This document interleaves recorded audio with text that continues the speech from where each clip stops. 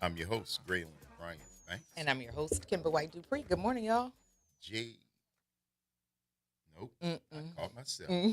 Caught myself. See that? Mm-hmm. See that? Training. You got to do it. It's my brain. I'm responsible. All right? There you go.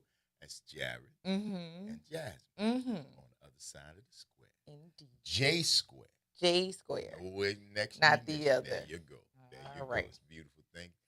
And we want to thank each and every one of y'all for joining us as we begin today's episode of the Front Porch, coming to you from the historic campus of Xavier University, from our studios right here at the foot of the overpass on South Norman C. Francis Parkway. www.wbok1230.com is the address if you want to stop on by. Grab yourself a comfortable chair, a mug, or a tumbler of your favorite frosty or steaming adult beverage.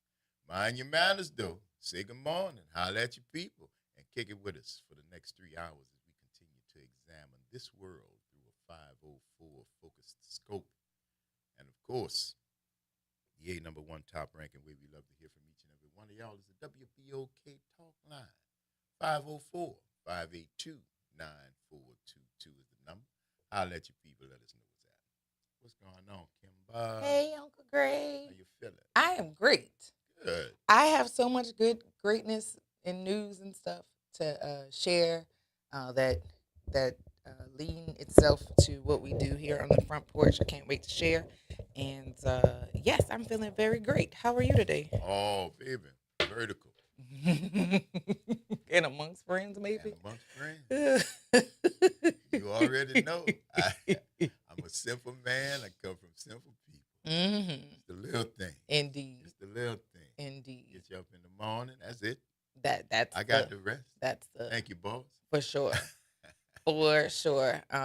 Today is July 23rd. We are fully in Leo season. Go ahead and say it. What? The thing you say. What do I say? When I talk about Leos. Now, when you talk about Leos, baby. Is when we talk about other people, that's when you say it? Yes. Oh. Leos we recognize. Ah. It's well, okay. And as a Leo, we're used to that, bringing the rest of you I'm along. a moon sign that lives in Leo, and I love it here because I also understand how it works. But yeah, Jupiter's in Leo right now. Is it? That must be why everything is going so. Because my Taurus, my Taurus is in an evolutionary season right now, and I really don't watch. I should. I really don't watch my moon sign enough, but I know that I get protected in those areas. So, but if it's in Jupiter right now, I got to see what house that rules. Oh, it's big things. But yeah, that has not happened. Yay, me. 21, 22 years. Years? Something like that. I think I got it right. Might be 12. 12, something like that. It's been a minute. And it portends good things for the next 18 months, 13 Let's go. There's a lot of stuff I could do, and I got a lot of stuff planned for the next year. There you go. Let's go. There you go. Yay, me. Leo, so it's gonna get it. Let me see. That what you want, go for. Destiny is being generous with you, and you are generous in turn. That is what my message is for today. That's pretty good. That's pretty good. I say witchcraft. My daughter's birthday was yesterday, so that makes her a Baptist, right? That makes her a Leo. You weirdo. And it's amazing, too, because that's the power of having power. Because the study of the sky and the stars and what led to become later astronomy and astrology, mapping of constellations and different things like that had been going on long before what we know now is Christianity came about. Because when Christianity came about and the church coming out of Europe, they abandoned anything that was not their brand of salvation as witchcraft and everything.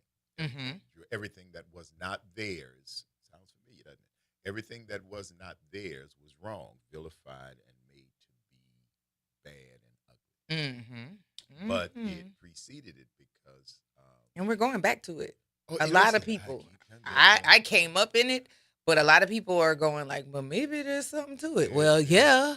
because who you praise, the way you connect to the universe is one thing. The catechism of it is something totally different. Mm-hmm. How you do it, the way you do it, and it's okay though. It's your thing, as the Isley brother said. It's do your what thing. you want to do. But Do what you want to the do. dog star, Sirius, Mm-hmm. named after the satellite radio people. Named Uh-huh. Sirius is the dog star, and Sirius is a star that is visible. It's a rambler. It shows itself every, I think, 85 to 88 years. Mm-hmm. It comes back because of the path that we are flying through Mm-hmm. As we space, rotate. as we rotate, spin, and fly through the sky. Mm-hmm. The path that we're on and the path that Dogon is a specific pattern that was not Sirius is that was not mapped until people had the ability to use telescopes, go up into the sky, tune in for a long time, and map the way that Sirius showed up into the sky, subsequently the way that the Earth was moving as it showed up. Now, the Dogon people, Dogon, Mm-hmm. I know them. in Africa, Mm-hmm. do a dance. Mm-hmm. That was featured in Sinners. They do a dance. And the Dogon people do a dance, and the steps of the dance mimic exactly the trajectory of Sirius, the dog star, the Dogon. Ah. People want to know, how do you, from a African tribe in Niger, in the Sahel, the oldest parts of the world, how do you do a dance that pays homage to Sirius, the dog star, when we didn't learn the way it moved until we had benefits of telescopes? How y'all knew that? Mm-mm. How y'all knew that? Ancient people, Dogon, been around forever. Yeah. I love that. So I always know that dance traditions that we do as a colonized people, because Black American culture encompasses everything that came with us, and most people don't pay attention, right? Mhm. So the idea of p-popping, i.e. twerking, is a call for partnership in Africa. I don't remember the tribe exactly, but the men are in a circle and the women are dancing in a circle. And what the twerking thing is actually a way to choose and to be chosen by a husband. And the outrage that people, I can't do this. It's instinctual.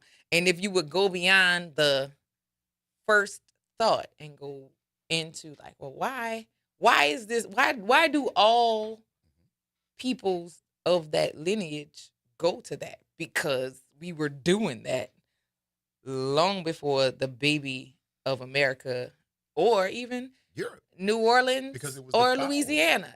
Before those entities ever touched us, and we kept it. You couldn't I get don't rid think of it. I You don't can't think get we rid of we it. had enough conversation of why, but we kept it because can't get rid of it. it's like you hear the cadence of the drums and you move. That's coming because that was also communication. That's how we talk. That's how we got words. We got messages across. And again, that's the power of having power. Mm-hmm. That's when the people who did not understand it, they vilified. Mm-hmm. That's nasty. That's evil. That's the devil. That's And Satan, some of you Black that's it. people But that's have to us too. unlearn these Us things. too. It's the power of having power. when the people in power want you to believe a certain thing, it takes a long period of time. But when you are strict about it and know that it benefits you, you keep doing it. We are part of that. Everybody's a part of that. Over here, that's the power of having power. But once you learn, you take your power back. Yeah. When you learn to do better, you'll understand why these things will happen. It's all human. It's all about the quest for power, because we have been mapping the skies and the seas. You haven't heard the stories, but it's okay. It's okay. If you haven't, you still got time, because all the stuff that is happening has been done before. It's been done before. We've seen it. We've been there. And man said there's nothing new under the sun. Right? At all. Nothing new under the sun. We've been here for a minute. And when you reach back and you grab part of that, you know where that come from. You see the main in Brazil. The main continent. Brazil, St. Lucia. Mali. Yep. You see a parade in anywhere in the Sahel where there's dance and there's music, because in all of those places, in some of the poorest, most destitute places on this planet by design, yep, there's still music. There's still drums. There's still singing. And there's still revolution. And I think all those things go together. It's the way of the world. Let's also complete the connection, or the web, because we talked about the web on yesterday. And the net. There was a web and a net created as you dropped Black people stolen from Africa in other places. And now, because of the World Wide Web, the net, those yarns or strings are starting to pull us closer together, even though geographically we're still distant, but it's starting to pull the conversation together. So yes, a net, a web. And most things, you try to keep webs from, like you said, people don't like walking through the webs, but webs have a use. For spiders. Well, they have a use right now for us to capitalize on, because now that we have everybody's attention via all the different apps, the blue one, the yellow one, the orange one, because all of those we do need them. We need ours, but I get what you're saying. But it's a catch right now, because the conversations are coming together across all of the cultures, all of the races, and beyond the borders. So thank you. Porch, y'all. Absolutely. You're welcome.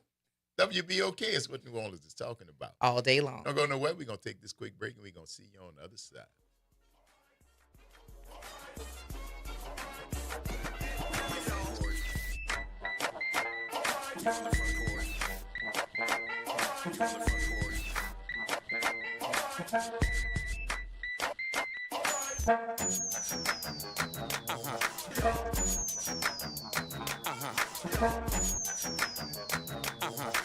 Hey everybody, it's Graylin Bryant Banks and Kimber White Dupree from the Front Porch. Some convos are too good to miss. Now you can pull up a chair to the Front Porch anytime. Just search WBOK Media and subscribe to the Front Porch Podcast. Download, share, and hit us with a 5-star rating, because New Orleans culture deserves to be heard loud and clear. Good morning, everyone. I'm Elizabeth Kubel, and here's a look for you at your Thursday morning headlines. Tropical Storm Bertha is back in the Gulf, barreling toward Texas after bringing rain and strong winds to southeast Louisiana.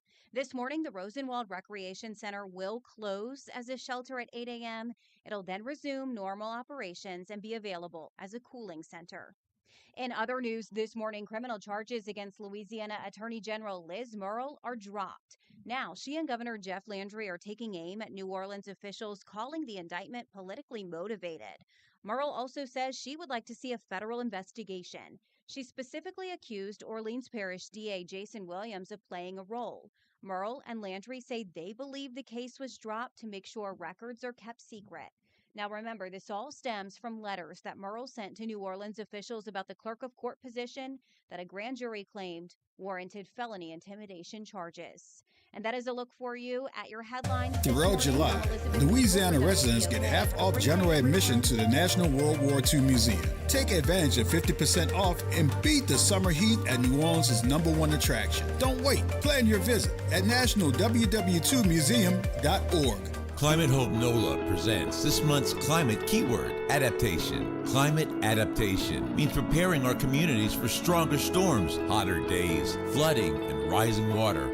That means planting trees, restoring wetlands, protecting homes, and helping families recover stronger after disasters. In New Orleans, resilience is part of who we are and how we survive. Learn more, stay informed, and take action with Climate Hope NOLA. Visit Team Hope NOLA on Instagram to learn more.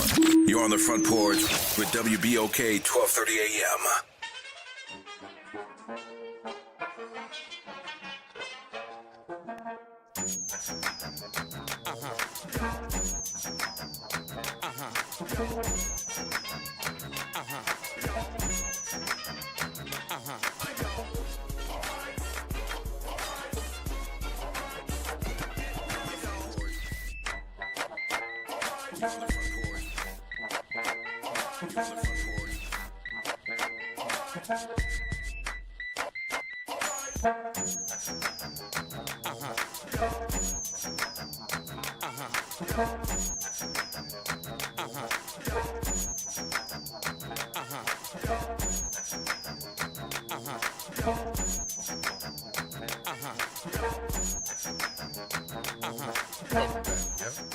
Front Porch, WBOK.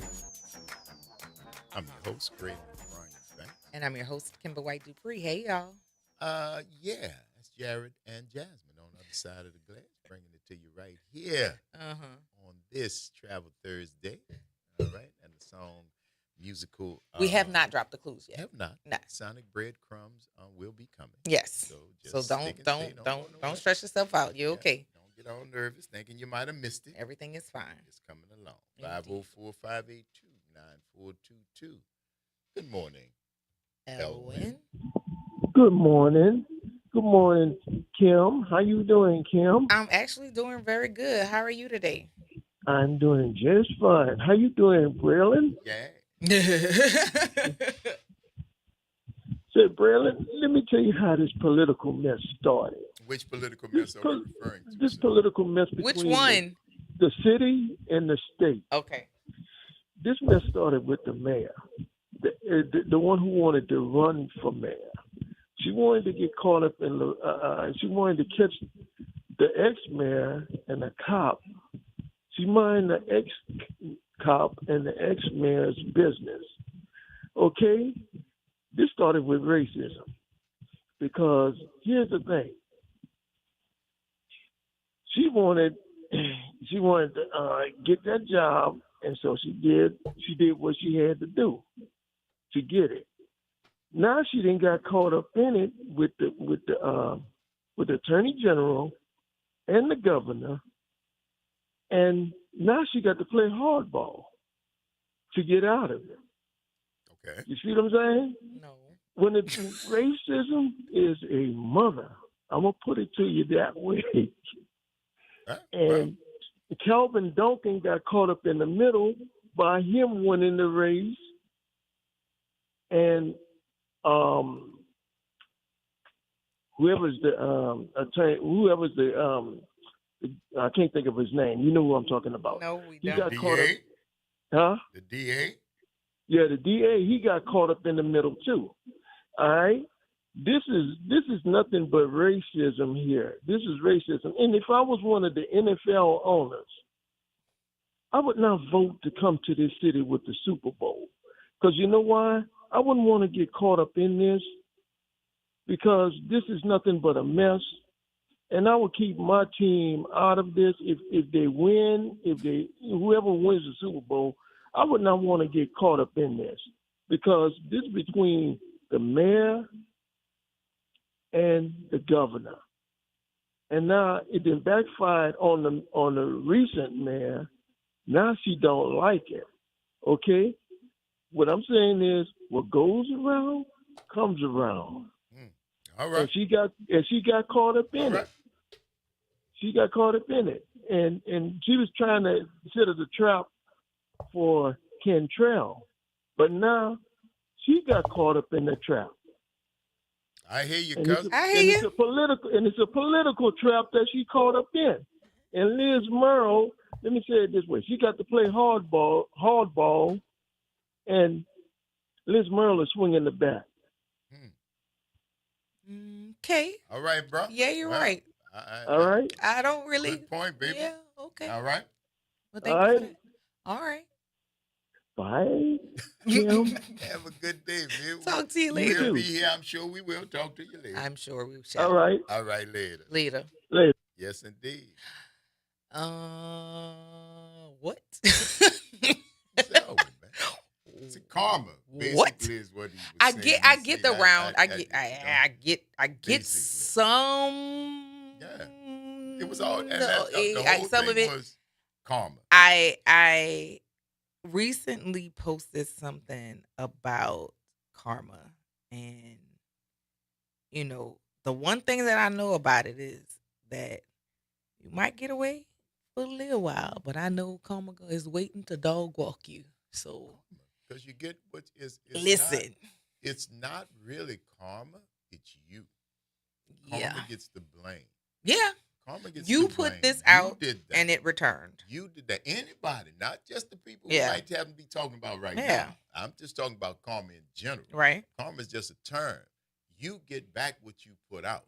Yeah. Now, do bad things happen to good people? Yes. Yes, all the time. Because life It's does not protect you, or there's a balance, and it does not protect you from experiencing discomfort and or moments of distress. All it because everybody's got to deal with something. Everybody is born of two people. Everybody will likely mourn those two people or representation that looks like what the two people setup is, and nobody gets spared. Nobody gets spared. And that's the universal law. However, because we already have we're already dealing with things that will potentially be traumatic, dealing with things that are definitely going to cause us some sleepless nights and all that other jazz. But when you purposely try to make somebody else's life harder, you have to know that there's something that's going to come back around to see you. You got to know it. You got to know it. And if you don't know or believe that happens, take account of how many times when you did something on purpose to somebody and how did that manifest in your life? How did that manifest in your life? And 9 times out of 10, I learned this as a child. My mom, I remember this, riding back from elementary school, and my mom was saying, like, it seems like I'm getting close to what it is I'm trying to accomplish, but something keeps getting in the way. And I asked her, I must have been like 8 or 9, because I was like 3rd, 4th grade, something like that. And I was like, did you do something to somebody recently or today? And I remember saying this, and she looked at me like, I said, did you do something to somebody that you knew was maybe unfair, or like, did you do something that you are feeling some guilt about? And she just looked at me. I was like, yeah, that's what that is. I said, you can fix it. And my grandmother told my mom that I was going to be a lucky baby. I don't know. But what I can say is I see things happening long before they happen. And when I say, hey, guys, this is not going to work out how y'all thinking it's working out. Oh, you a hater, or you're just fighting progress. And it's like, no, there's no balance here. And because there's no balance, it's not going to succeed. And I don't be wrong. I just be early. I don't be wrong. I be early. And when it happens, I've long gotten away from it, right? And so chaos is happening in that place that I left. And you're like, oh my God, you can't believe da da da da da. And it's like, no, I can believe. I told y'all that, remember? Right. I said this. Right. That's why I left. And too many different times it's happened for it to be coincidence. But yeah, like and I don't always have to say I told you so, but people feel the need to let me know, like, hey, you were right. I There you go. know. There you go. Yeah. You live and you learn, You Jack. do. And not saying that as humans we're not gonna make mistakes. There's always gonna be mistakes. There's always gonna be missteps. They're learning opportunities for you in this The realm. difference is intent. That's the Yeah, but only when you difference know is people when are going you are out their trying way, to when do you go out of your way you, to cause people discomfort You. or harm or hurt by lying. whatever. It No, don't but I'm matter. saying by lying, you add an additional 1-2 for you You that's heard coming me back say- around. That's it. Listen, that's just the way it is. Some people don't believe it. Okay, but what you show to the world ain't what it always is. Because a lot of time people be smiling, be miserable, and you be smiling, but you know it ain't for me to know. You know, and the only way that changes is if you do. And a lot of that stuff could be fixed if you apologize and owned up to what you did. But If as long as you want to carry that line, that weight is Whatever it gonna is. come with you, baby. I Whatever it promise you. But again, it's it starts in the mirror. I've been saying that, and it ain't gonna get no different as long as I'm here. That's where it's gonna start. Change everything, and all the rest of that you're carrying around. You're carrying it because you like it. All right. That's just I used to get in trouble. Because I come from a family of social workers. You were diagnosing people. No, I was oppositing. I was simplying. I was if you're still there, you like it. Which is a fact. And I used to, understand the interpersonal dynamics, social, bada, bing, bang, to bang, and you're right. I don't understand that. You're absolutely right. But I understand fear and intimidation. I understand that. I understand bullying. I understand physical. I understand that. But I also understand if you don't like that, you get tired of that. That's when, and system be damned. Talking about if you do something, you're going to get back. Man, I don't care nothing about no system. Stop caring about me a minute or two ago. So if I got to take matters in my own hands, I'm trained mind. You keep your hands to yourself, playboy, playgirl. Whomever. I'm gonna say whoever you be raised to keep your hands to yourself. Please keep your hands to yourself. Please keep your hands to yourself. Girls and it's okay. and Because boys. whoever you are, whatever kind of relationship you are, because see that kind of thing goes across just like drawers. I don't care what you doing. Everybody got on drawers. Or you got a pair of drawers. Or you got some drawers. I know you do. Everybody got a pair of drawers. Unless you just think times are really, really hard, but that's a different set of circumstances. But what I'm saying is that idea that people abuse people. You don't have to be in a particular type of relationship. Do you wear drawers? Yeah, then you in it. Then it don't matter who the other person on the other side. If you got a mindset that somebody has to abuse you in order to show you that they love you, no matter who it is, in order to show affection, that they have to do this. If you believe that, that's not the other person, that's you. And you seek out people who give you what you want. That, yeah. Who give you what you want. And that's more of a thing of learning how to sit with yourself. And most people are very uncomfortable with sitting with themselves, right? I enjoy sitting and hearing my thoughts, which is probably problematic too, but I have to sit and make sense of it before I share it with somebody else. I do. I have to make sense of what it is what is my goal. And when you start adding too many voices, you can't hear your own. But yeah, some of y'all not comfortable sitting and hearing what yourself will tell you, because yourself knows when you're right and yourself knows when you're wrong. And if you sit with yourself, you got to sit and be like, yeah, you're right. That wasn't right. And Do I want to fix it? Am I interested in fixing it? Because you have a choice. You don't have to. Oh, it's all about You choice. don't have to. It's all about choice. But it's again, all about free that will. pendulum swinging back around with this karma. Woo. And because, again, you get back what you put out. You get back what you. It's not that difficult. Looking for a long, drawn-out explanation for it, it's not. You want to get good stuff to you, it's not going to immunize you from life. But you will get what you put back. You are a good person. You put out good energy. You surround yourself with good people. You try to help people. You're going to get that back. Your life is going to be blessed. Now, it might not be in front of a camera or behind a camera. It might not be stars and lights and all, but you're going to be blessed. Because what do you want? If you got peace of mind, got a roof over your head, your family's healthy, you healthy, how much more you need, really? Got your little raggedy car, get you from point A to point B. Period. That's all you need. Period. You got people who you laugh with, people who you love with, and you could chase some more stuff. But it's just and that. get more stuff, but it's just that, because none of that stuff is going to give you the stuff that I'm referring to. None of it. How people got big, beautiful, empty, cold houses. Empty and cold. I had the opportunity to go in them. Big, beautiful mansion. Cold. That you sad about. Cold.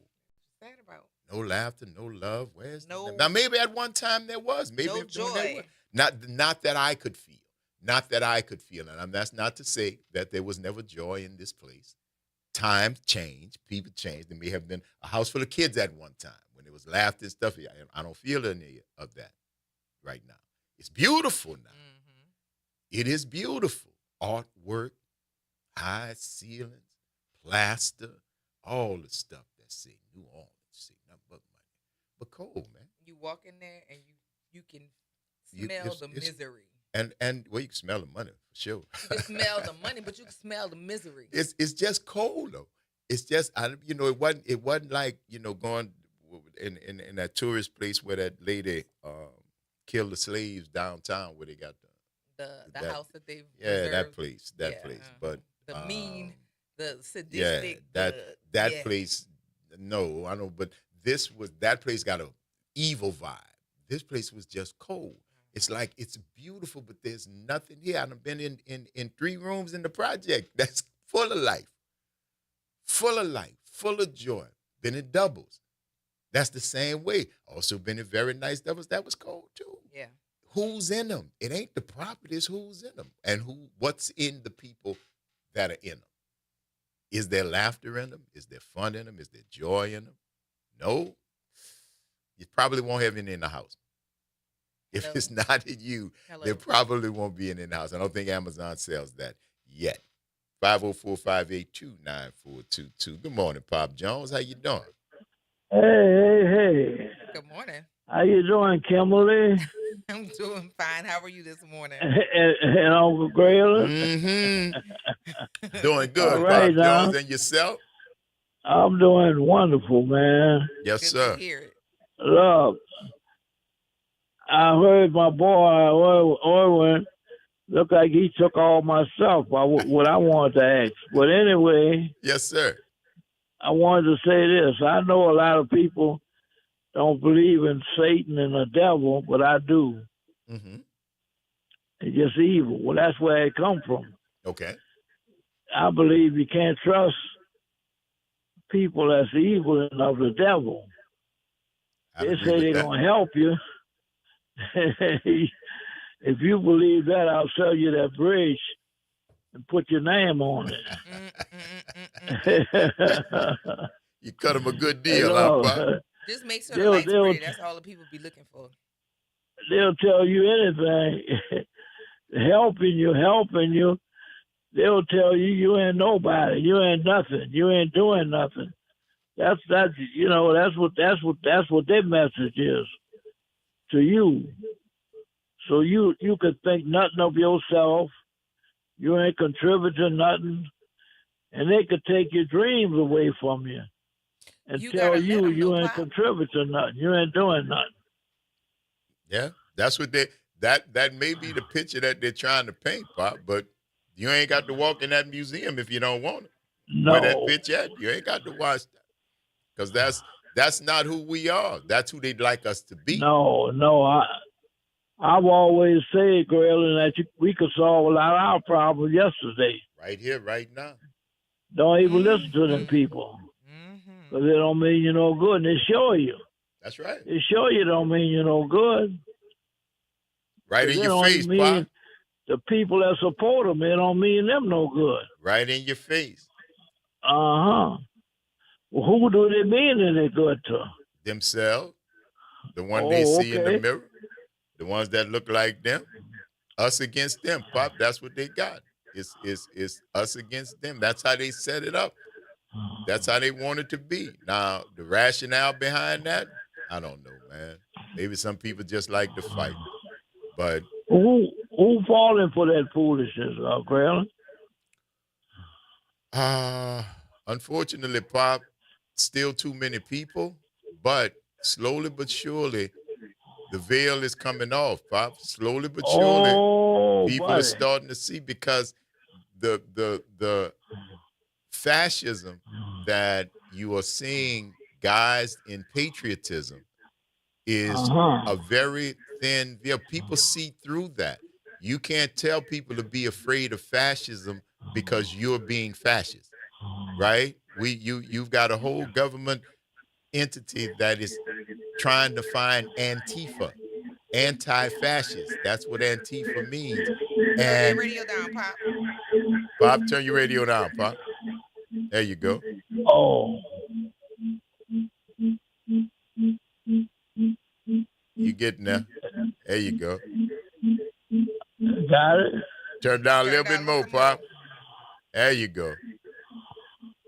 All right. There you go. Right. But no, if you're not anti-fascist, Pop, what are you? If you're not anti-fascist, then what are you? But if the very people that put them in office that's supporting them, Graham, and give them money, they're hurting them too. That's the only ones making money. Them the poor people who sent $10, $15 because they believed in that ideology, they're the ones that don't have the money. The people who were forwarding that ideology, they raking it in by 7, 8 figures, man. They just making money. It's ridiculous, the amount of theft, graft, corruption. I'm telling you, man, it's a free for all, like for criminals. But Pop, look, we got to take this break anyway. We're gonna call you back, or you call us back. All right? It's the Front Porch, y'all. WBOK is what New Orleans is talking about all day long. Stick and stay, y'all. Don't go nowhere. We're gonna take this quick break and see y'all on the other side of it.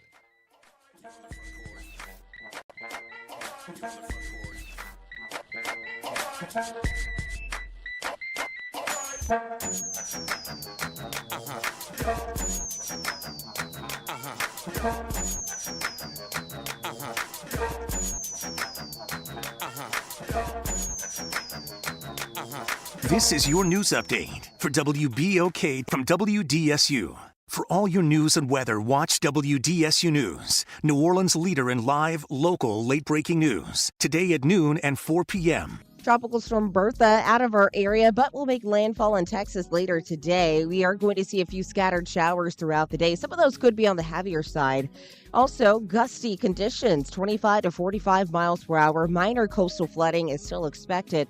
Highs for today, 89 to 92 degrees. And then for tonight, few leftover showers, but most coming to an end. Lows 75 to 79. Then the heat returns as we get to Friday on into the weekend. From the WDSU First Warning Weather Center, I'm Raven Richard. That's right. It's party time each and every Sunday night at 7 p.m. on WBOK. It's the Throwback Throwdown with DJ Wick as he brings you the best in old school from the 70s, 80s, 90s, and the early 2Ks. Plus, the party goes to another level at 9 p.m. with the Throwback Throwdown Party Mix to round out the night. It's the Throwback Throwdown Sunday nights at 7 p.m. on WBOK and on the World Wide Web at WBOK1230.com. Did you hear the news? Dr. Clark's 101 The Living Classroom has a new time. Catch us now every Wednesday at noon. Same program, same great conversations. Just a new time. So catch Dr. Clark's 101 The Living Classroom this Wednesday and every Wednesday only on WBOK. What New Orleans is talking about. Sandra Nika Morris, host of Put Housing First. Join us every Tuesday at 12 o'clock, where we will discuss how housing affects every aspect of our lives and what's necessary, what's needed to guarantee housing for all. Join us every Tuesday at 12 o'clock as we dig down deep onto the issues that affect all of us. You're on the Front Porch with WBOK 1230 AM.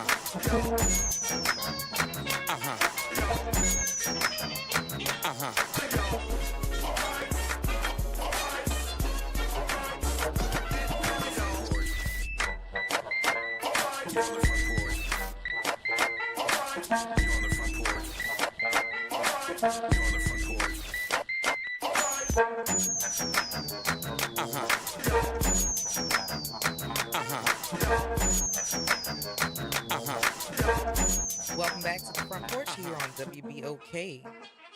What New Orleans is talking about all day long. I'm your host, Kimber White Dupree, and on the other side of the glass is Jared and Jasmine on this Travel Thursday. Now, was that song that was played between the breaks, was that a song that was for Trivia Tuesday? I mean, not Trivia Tuesday, Travel Thursday? Have we played a song for Travel Thursday just yet? Yes, so that last song was a hint, a clue? Okay, guys, so that last song that was played was indeed a clue for this trivia, Lord have mercy, for this Travel Thursday. So if you are playing along with us for Travel Thursday, your first clue has been dropped. 504-582-9422. Good morning, Elmore. Yes, good morning. How you doing today? I'm doing well. How are you? Oh man, look, like I told you more than one time, really enjoy you and Banks. And what I appreciate about y'all, the messaging that you give us. If you don't understand it, you need to be whooped. But you need to be whooped, But you really, I try to when I call you all. I mean, I try to give some substance to the conversation at hand. And you kind of made me thinking on racism, come to mind, fascism, and communism. All these words they're using, and the Trump administration using it a lot. But the playbook of dictatorship, they bullshit the people to make them think they can't talk like that, Elmo. Watch your mouth, Elmo, can't talk sorry. like Yes, that on the I'm sorry. radio, Yes, sir. Elmo. I apologize. All right. Yes, sir. I apologize. I should know better because I'm starting to get my hands license. I should know better. Yes, sir. Go ahead, baby. Finish your point. Yes, sir. The thing what I'm saying is like the playbook is they come in there smooth and they one of the most important things they do control the media. Newspapers, radios, televisions. That's what he's doing right now. See, so they want to dominate your way of thinking that you don't, and that's why if you notice, like I'm 75 years old, so I remember when the first thing so-called conservative Republicans they would say, "Oh, Martin Luther King is a communist." This is a code what they use. So if you're stupid enough to believe that, you're gonna believe that. You're gonna believe and it. I guess right. my older folks have told me, Braylon, that when people want to dominate your way of thinking, they say the same thing over and over, Very and over. so. Almost they believe it, and they want you to believe it. It's like waterboarding. But I'm not. I'm sorry. It's like waterboarding. If they keep doing it over and over, then they do that so that you will panic and look for a way out of that. Hence, you get people making decisions under duress. That's what they did leading up to the election. They pressed people so much about the economy, about eggs, about the cost of gas, about the need for having vaccines. It's the constant repetitive exposure to that messaging, which is like waterboarding. At some point, you're going to have to make a move, and they wait until you really are in such a tight corner, which for a lot of people who don't have resources and or access, that's how some didn't make any decision at all. They had they froze, but the other people who came out in masses that voted for him, and it's a small group of a mass that voted for him. They have been pressed, like their resources were stretched. Their concerns about how they were going to take care of themselves and their families were stressed. So they made a knee-jerk reaction connected to their whiteness. But now they see that it was all a game from the beginning because their plan was to rob everybody while you were focused on aligning with your whiteness. Well, I think one of the things that is amazing to me.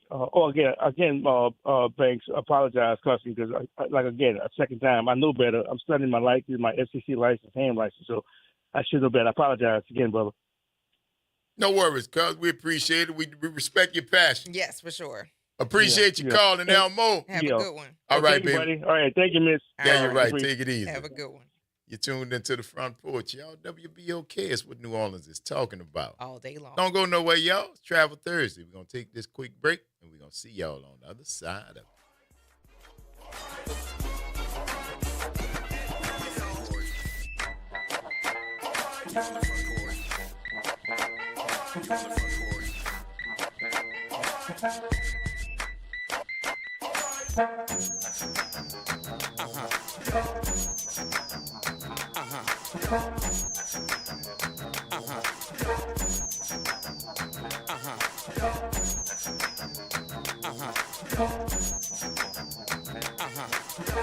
From the campus of Xavier University, WBOK Go and Equity Media Station. Greetings and salutations. I am Edward B. Coulon Smith, chairman of the board of the New Orleans Regional Black Chamber of Commerce. We'd like to invite you to tune in every Wednesday at 12 noon on WBOK to listen in on Black to Business and be a part of the movement that's going on. Thank you. I'm Bree Wood with BIN News Now. The murder-for-hire trial of Dallas rapper Yella Beezy is reigniting debate over the use of rap lyrics as evidence in criminal cases. Attorney Rick Vila. The lyrics and the music themselves expose the motive, the relationship between the parties, and in certain cases explain the events that led to it. Prosecutors argue the lyrics reference the alleged crime, while defense attorneys say the songs are artistic expression and should not be treated as literal confessions. A preliminary hearing continues in Los Angeles for singer David, accused of killing 14-year-old Celeste Rivas Hernandez. Prosecutors say he murdered the teen to conceal their relationship, while the singer has pleaded not guilty.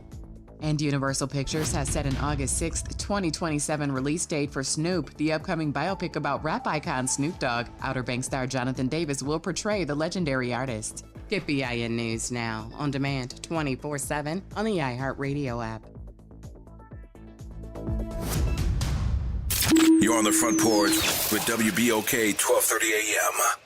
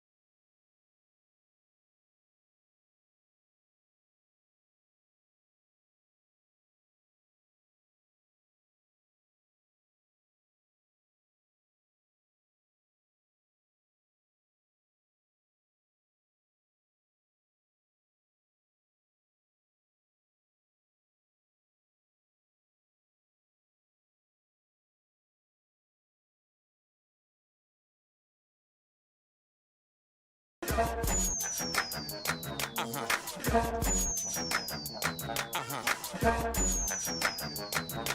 back, y'all. It's the Front Porch, WBOK.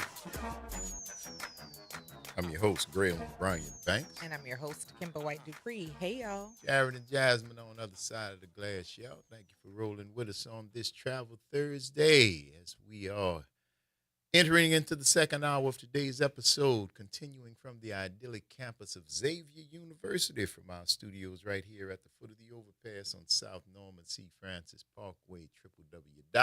www.wbok1230.com is the address if you want to stop on by. Or you can hit us up on the talk line. 504-582-9422 is the number. Holler at your people. Let us know what's happening. Mm-hmm. That's right. Mm-hmm. So, what? Wait. No sound? What? We lost the sound. What do you mean? Okay. No, Are we you good. Sure? No, we have sound. I just checked it. What's Snoop movie, bro? Oh, there's a biopic coming out. About Snoop? Yes. He's doing it? I don't know. Oh, he's not a part of it? I don't know. Oh, okay. I don't know. Okay. But all right. Yeah, there's a Snoop biopic that's going to be coming out.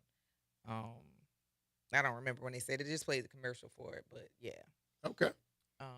Calvin brought us. Kimbra, Kim, and now Miss. That's a lot of names. Listen, and you don't even know my nickname, so there's that.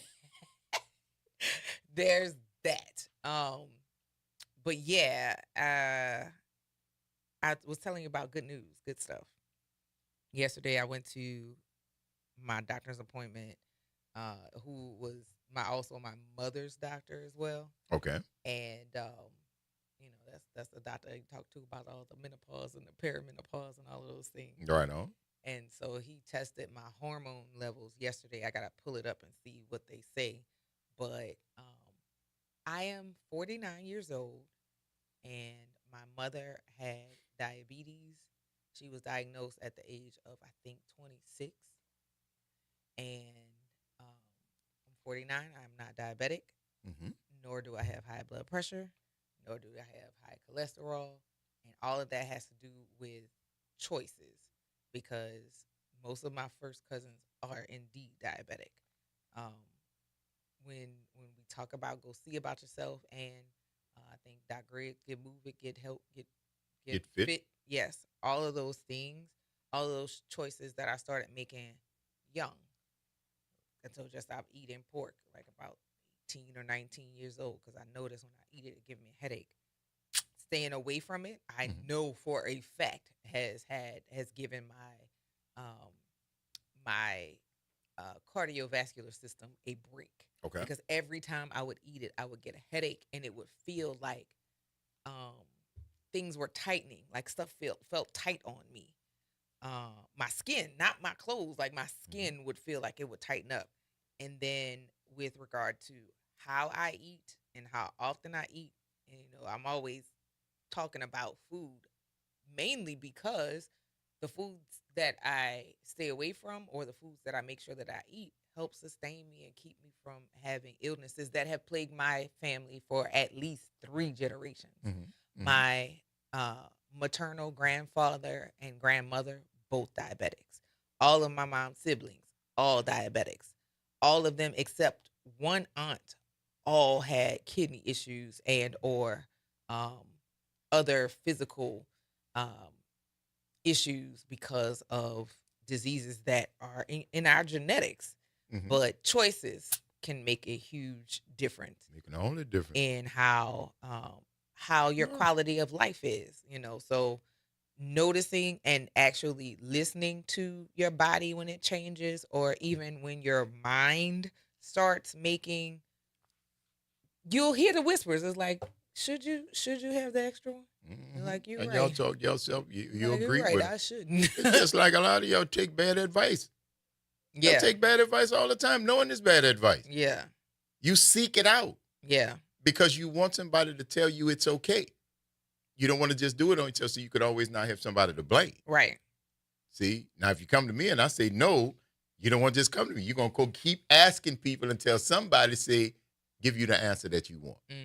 And you'll look for people. You look for people to who validate. do that. Absolutely. Because often the people who mean you well, your first line of defense when you run stuff by them, they'll tell you, "Go ahead, yeah, no, we're not doing that." And you're gonna keep asking till somebody says, "Yeah, yep. yes, this sounds like a good idea."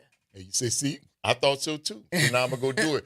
Which, be honest, you was gonna do what you wanted to do anyway. You just needed somebody to co-sign it. And I don't see why you needed that. Why you just didn't go do what you wanted to do anyway. Yeah. If that's what you wanted to do. It don't make no sense to me. It's kind of crazy. But it's all right. But medical stuff is, you know how you make a hormone? Do I know how you make? Shut up. I'm not even walking down that. Shut up talking to me. Don't I almost walked into that. And I was getting ready to. Hey, pal. Good morning, Front Porch family. Good morning. How you doing this morning? Good. Kimber, I was hoping you'd stop because I got it and I said, oh, no, he's not going to get me on this one. Listen. And I was definitely getting ready to stroll on into it. I was like, no, not that one. Not that one. Put the brakes on. Oh, y'all won't start thinking now. That's a dead end. Don't go down that way. Stay ready so you ain't got to get ready because you sure will get caught up on this. They told me. Oh, yeah. Oh, yeah. Are we possibly headed to Buenos Aires, Argentina? Buenos Aires, Argentina. Judges? Go ahead, Lil Cam Pam. What? Yes, ma'am. We are headed to Argentina. Argentina is where we are going. Oh, my goodness. Look at you. You know what made me think that? What's that? Because that first song was Creep. And when I think of Creep, I think of Donald Trump. And then I put it together with the FIFA finals and all that stuff. And I said, well, maybe we're going there. Because Argentina and Spain. Your brain worked the way it was supposed to work, dog. You got the answer. Oh, good job. Thank you. Thank you. You got it. All right. Bye. Yes, indeed. All right, y'all. All right, love. Have a good one. In honor of their defeat. In honor of their defeat. Hilarious. Your racist words. More words. Words. In honor of their defeat. Yes. We are headed to Argentina. Mm-hmm. Yes, indeed. But they're still Afro-Argentinas. They're still Afro there. everybody. They tried to, but in Argentina, there was really a program. They tried to eliminate dark-skinned people. The original of literally. This is not nothing I'm telling you. This is in their history. This is what they tried to do. This is what the whole thing, because Argentina was a big place where a lot of the Nazis came after World War II. They relegated them. And they gave them space, and they gave them a spot, and they came down there. And for some reason, right after that, you started to see a program whereby darkness, melanin, brown skinnedness became almost a crime, and it was whole groups of people who would disappear, taken off the roads, not counted. See, it's not just killing that you can get a group of people genocidally erased. You can do it by ignoring them, not counting them, no benefits, no nothing. This is Argentina's history. Hey. This is it. This is a part of this. Not their entire history, but it certainly is a part of their history. But it's white people. Hey, Jerry, you got that clip? All right, we're going to get ready to hear a white pastor tell some truths to his congregation. And if you'd like to hear it, here you go.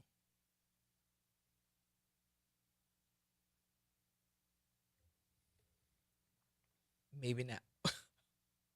And never will be. Here it is.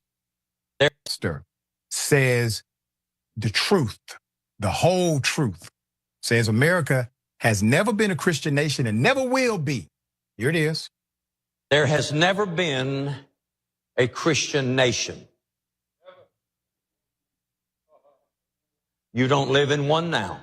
A Christian nation would never have killed and displaced 20 million Native Americans who are still left out and living in poverty. A Christian nation would never have thought that owning slaves was pleasing to God, or that it lined up with Scripture in any way, shape, or size. And we not only practiced it, but we were so obsessed with it that we went to war about it.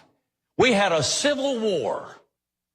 And in that civil war, 500,000 Americans died. That's more than Americans that died in World War II or any other war we've ever had. Our own civil war. We killed 500,000 of our own people so people could have the right to own other people as property. Preach, man of God. So, as we continue to have these conversations, as we continue to deconstruct what some of us have latched on to, so much so that we go out of our way to show that we are connected to the owners of our ancestors. Y'all all right? Because yes, those people owe us. And I would like it documented of knowing who owes my family generations of wealth. But to stand with a certificate to go, hey, look, I'm a part of this family too. Man, if y'all don't go to hell, trying to not just assimilate, but to also be shown as you are also one of them. And in you saying that, you're saying you're just as awful. And your track record shows that you are just as awful. Y'all got to find another means of validation other than whiteness. Not your light skin, not your wealth, not your access to white people and white systems, because your need to be validated by those people show how much of a good person you are not. I don't care how many scriptures you post. I don't care how many messages you wear on your caps. If you don't change how you deal with people who look like the people you say you want to identify with, because I'm a black, this, that, and the third, you're actually not pro-black. You are pro-comfort, and you are pro-assimilationist, and yeah, you stay over there with them. You stay over there with them. Get comfortable over there with them. And when they tell you don't belong over there with them, don't come over here for seeking refuge. Like, stop that. And again, these conversations come up for you to have with yourself when you sit with yourself. You got to get from around people who agree to the things that you know are not okay. Because again, confirmation bias, wanting somebody to say yes to something you know is not okay and that you know is wrong and that you continue to do, that karma that we talked about earlier is waiting for you in the shadows, rubbing his hands together, because the hurt that you put out will definitely come back to you. And some of y'all are within our community that do that. And some of y'all see those people as good sources or ways to connect with to get your objectives accomplished. But you also become an accomplice in the negativity that they push and the damage that they do to other people within our community, which also makes you what? A threat to us, not a benefit. Who was the guy? Unapologetically something is the black guy that gave the intro, but the pastor, pastor. Let me see what his name was. Did it show who the pastor was, Jared, on the on that link? Reverend. I'd like to get a dude. No, okay. All right, I'm going to look for it. But yeah, no, he said that to his white congregation. Well, no, I mean, he's not the first one. No. He's not the first No. one. It's people are, again, it's starting to crack. It's starting to crack. There are 18 American service people whose lives have been sacrificed in this war. There are 400 that have been injured. There are thousands and thousands and thousands of dead children, adults, old people, all across the region. Pastor Lauren Livingston. Okay. Is who the pastor was. Who was Shouts out to Pastor Lauren Livingston and any other man of God who dares to speak the truth. And that's all it is. It's not revolutionary. It's just the truth.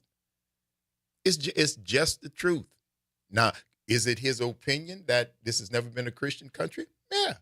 But his opinion is based on facts. Mm-hmm. His opinion it doesn't just have an opinion that was parroted from somebody else's opinion. Right. It's an opinion that was gathered from research rather from doing facts. When I give you this information, I'm telling you what you did at the same time you call yourself such and such. But you don't want to really know the truth because the people who founded the country in nowhere in the world knew that this was not a Christian country. Mm-hmm. They did not want it to be a Christian country. They left from being persecuted by a country that was supposedly Christian, that according to one of the founding fathers, that had left the soil of Europe soaked with blood for centuries. But remember who made that quote, but he talked about that. That the Christian church had left the blood of the soil of Europe soaked with blood for centuries. And that's one of the things they did not want in America. It's the Front Porch, y'all. WBOK is what New Orleans is talking about. All day long. We'll see y'all on the other side of the break.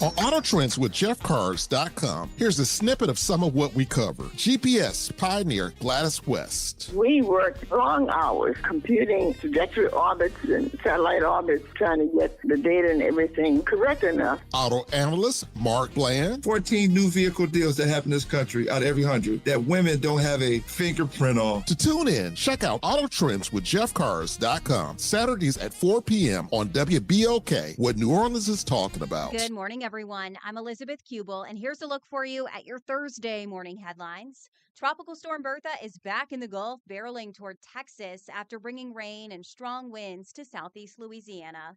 This morning, the Rosenwald Recreation Center will close as a shelter at 8 a.m. It'll then resume normal operations and be available as a cooling center.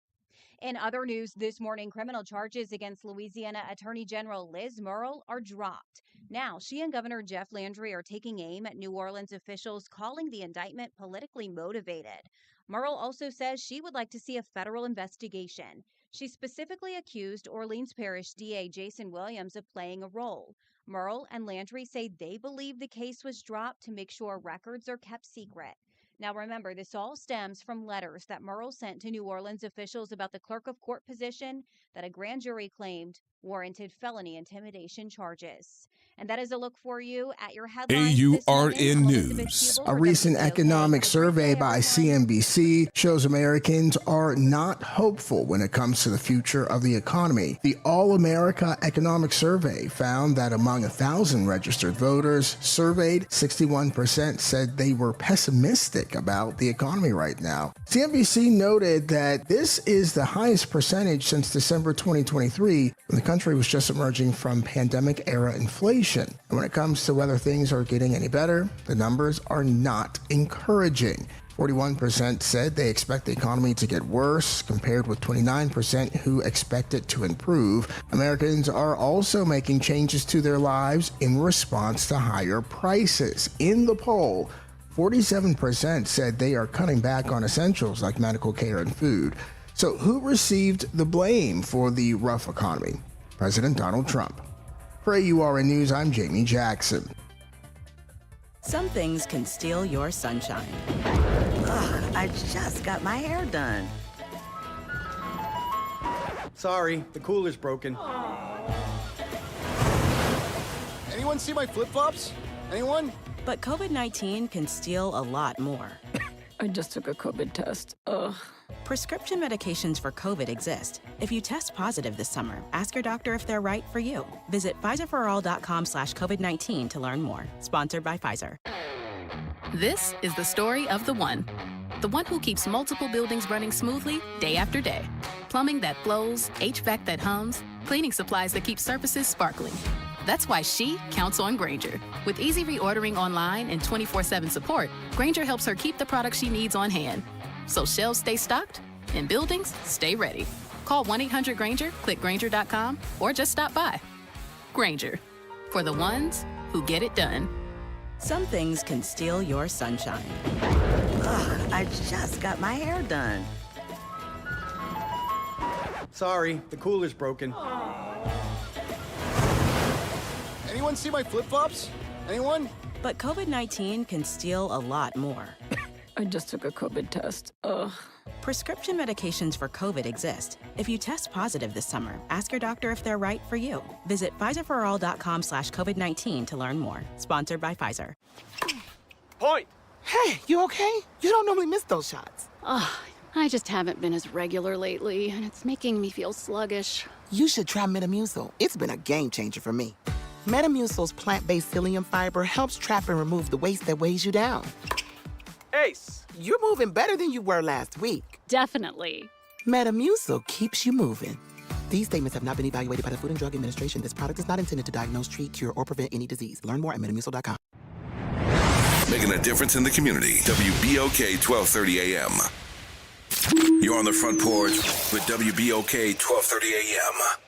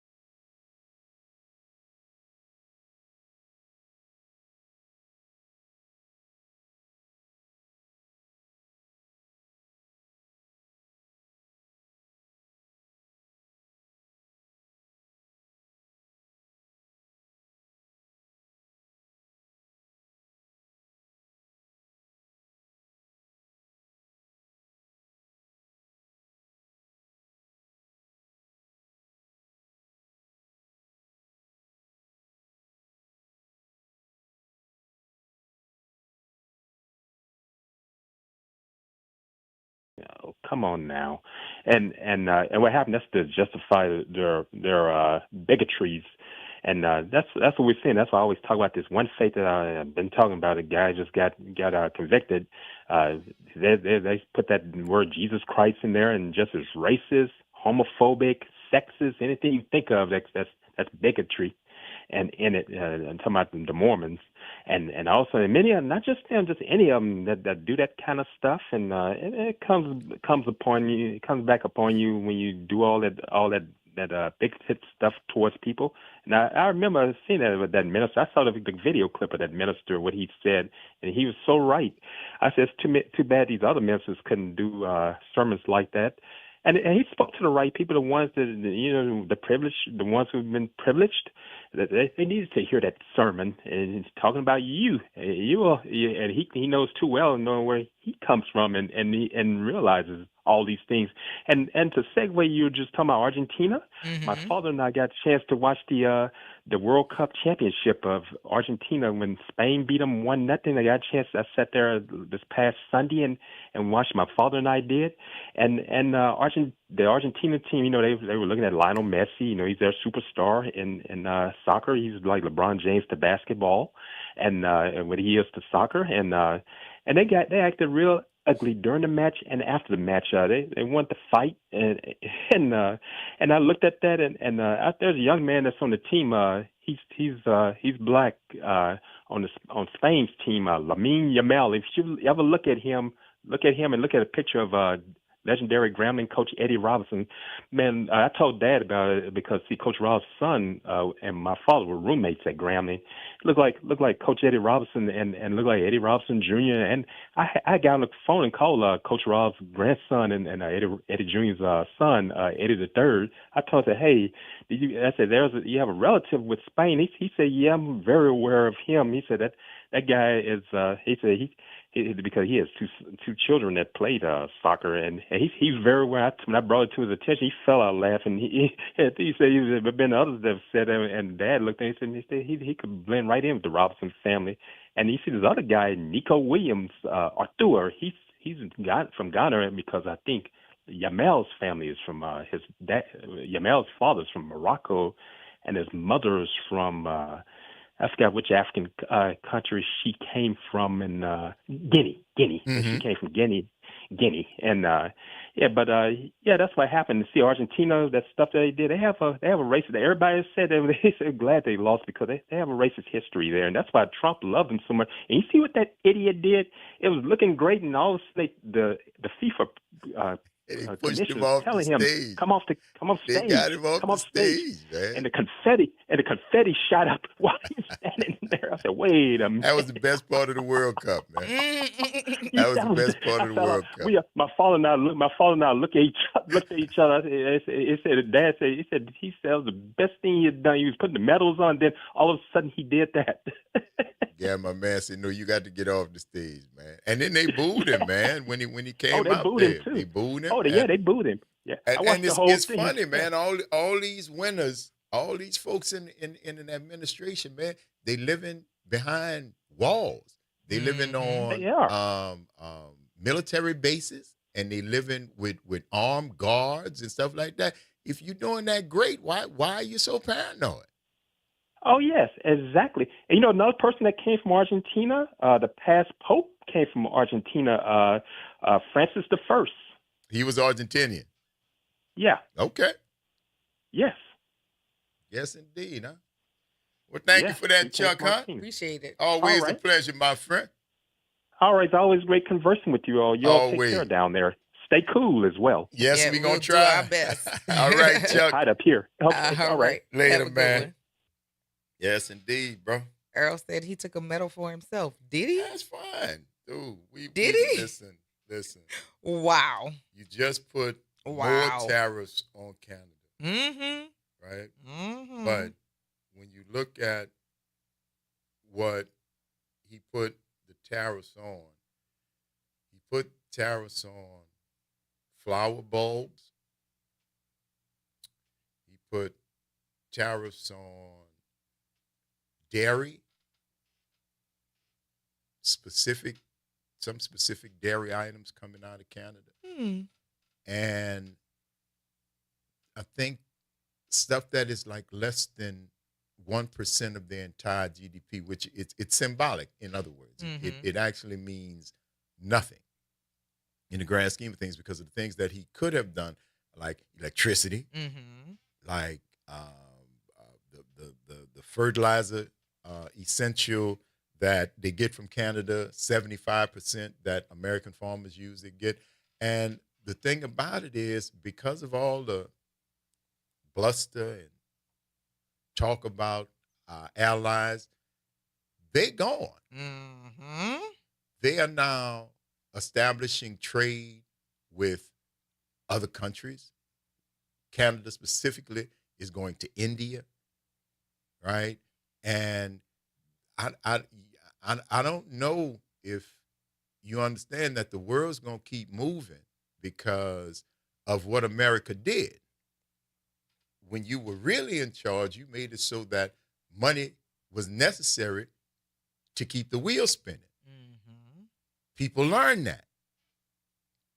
So now they are keeping their wheel spinning, not necessarily with your money. And that is going to come to a head for you and for me. And for anybody that's got to work out here every day, you got to go to work. Gas has hit, oil has hit $100 a barrel. Yes. And 1.6 million eggs have been recalled. And it was all about the eggs. It was all about the cost of groceries. Now the food that you're eating is about to kill you. The lettuce is giving you explosive diarrhea. The eggs are being recalled. Something else was recalled. The blood pressure medicine, the sinus medicine has been recalled because the president don't believe in science. And his followers are out here. Like, he's literally trying to kill us for the second time. First time was COVID.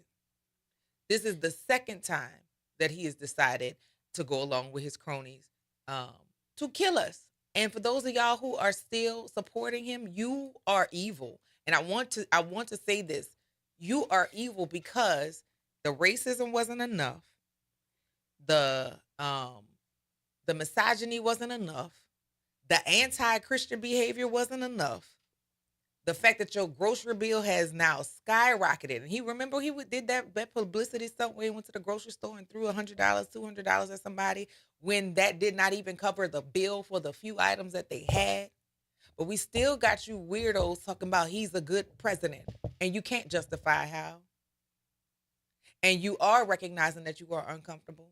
For those of you who are relying on Medicaid and or what is the retirement payment that you get, the benefit? Social Security. Those things are now in danger because those are what they called, not legacy, but they're entitlement funds for y'all who have paid into this for X amount of years. And even you independent voters, I'm never going to let up off of y'all or the ones who stayed home and the ones who voted for him because you're welcome. This is what you asked for every time you say, this is not what I voted for. This is indeed what you voted for. You just didn't think it was going to impact you. And what's the little boy from The Simpsons? It is. Yeah. It is. It's on you. And as the demise or the race to the bottom continues, there's going to be some more people, y'all. Papaw and Mama, when they can't get their blood pressure medicine and their cholesterol medicine and stuff that they need, they can't get the Depends with this explosive diarrhea. Y'all voted for that. Congratulations, you won. And you still ain't happy. Yep. You still ain't happy.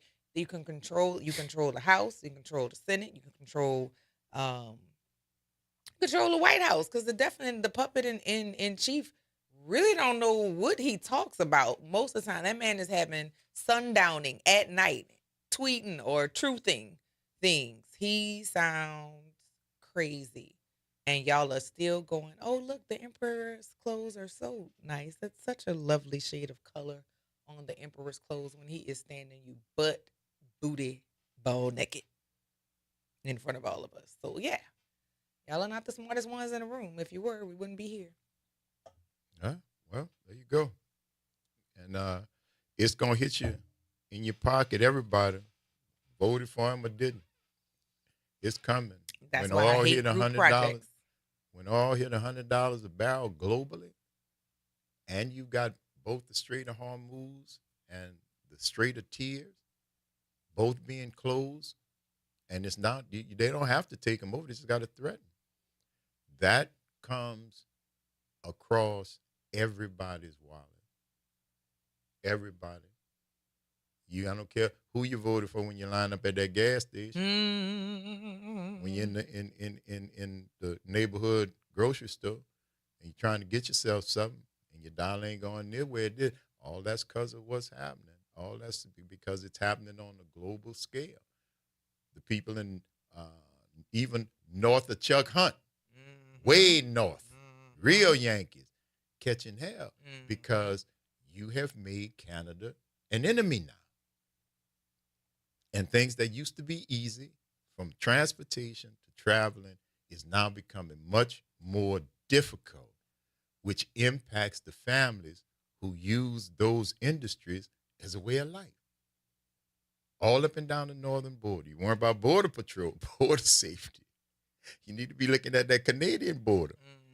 And I'm not talking about illegal immigrants. I'm talking about money. And power. I'm talking about money. And power. Because they are not, nobody is bowing down to the Donald weirdo Trump intrigue. Because they know how the world is shaped and how it works from a global standpoint, a level of sophistication that this man has never exhibited, never had an interest in. Never had an interest in. He's dealing with world leaders who have to deal with the world the way it is. He doesn't. He deals with a small little bubble and tries to project everything inside that bubble out. And the people who are outside the bubble, like, no. They are literally at the conference, they are isolating him. They are talking, heads of states from everywhere. They're around, and he's over by himself. That's a perfect analogy for where we are as a country. Everybody. Because that's what's happening. They don't care nothing about each individual vote when the price of gas globally, price of oil is $100 a barrel. That is going to make a big difference in your day-to-day life, in your pocket. And one of the country leaders said it's going to get another country, not America, said that the cost of gas is going to reach $200 per barrel. The cost of the barrel it's going oil to is go going to, and when that to happens, 200. baby, y'all listen. Just so you know, elections have consequences. Voting and not voting has consequences. So keep an eye on it. But don't just keep your eye on what's happening in these little borders. Keep an eye out for what's happening all around the world, because all of that is going to affect us. Trust me. The price of food, fertilizer can't get here from other places. What you think going to happen when the farmers going to have to stop fertilizing their food and they got to get it to market quicker? I mean, it's going to be less food getting to market, which means what? The prices are going to go demand, less food, higher prices. Demand drives the prices. It's the Front Porch, y'all. WBOK. It's what New Orleans is talking about. All day long. Stick and stay. Y'all don't go nowhere. Travel Thursday. We'll see y'all on the other side of the break.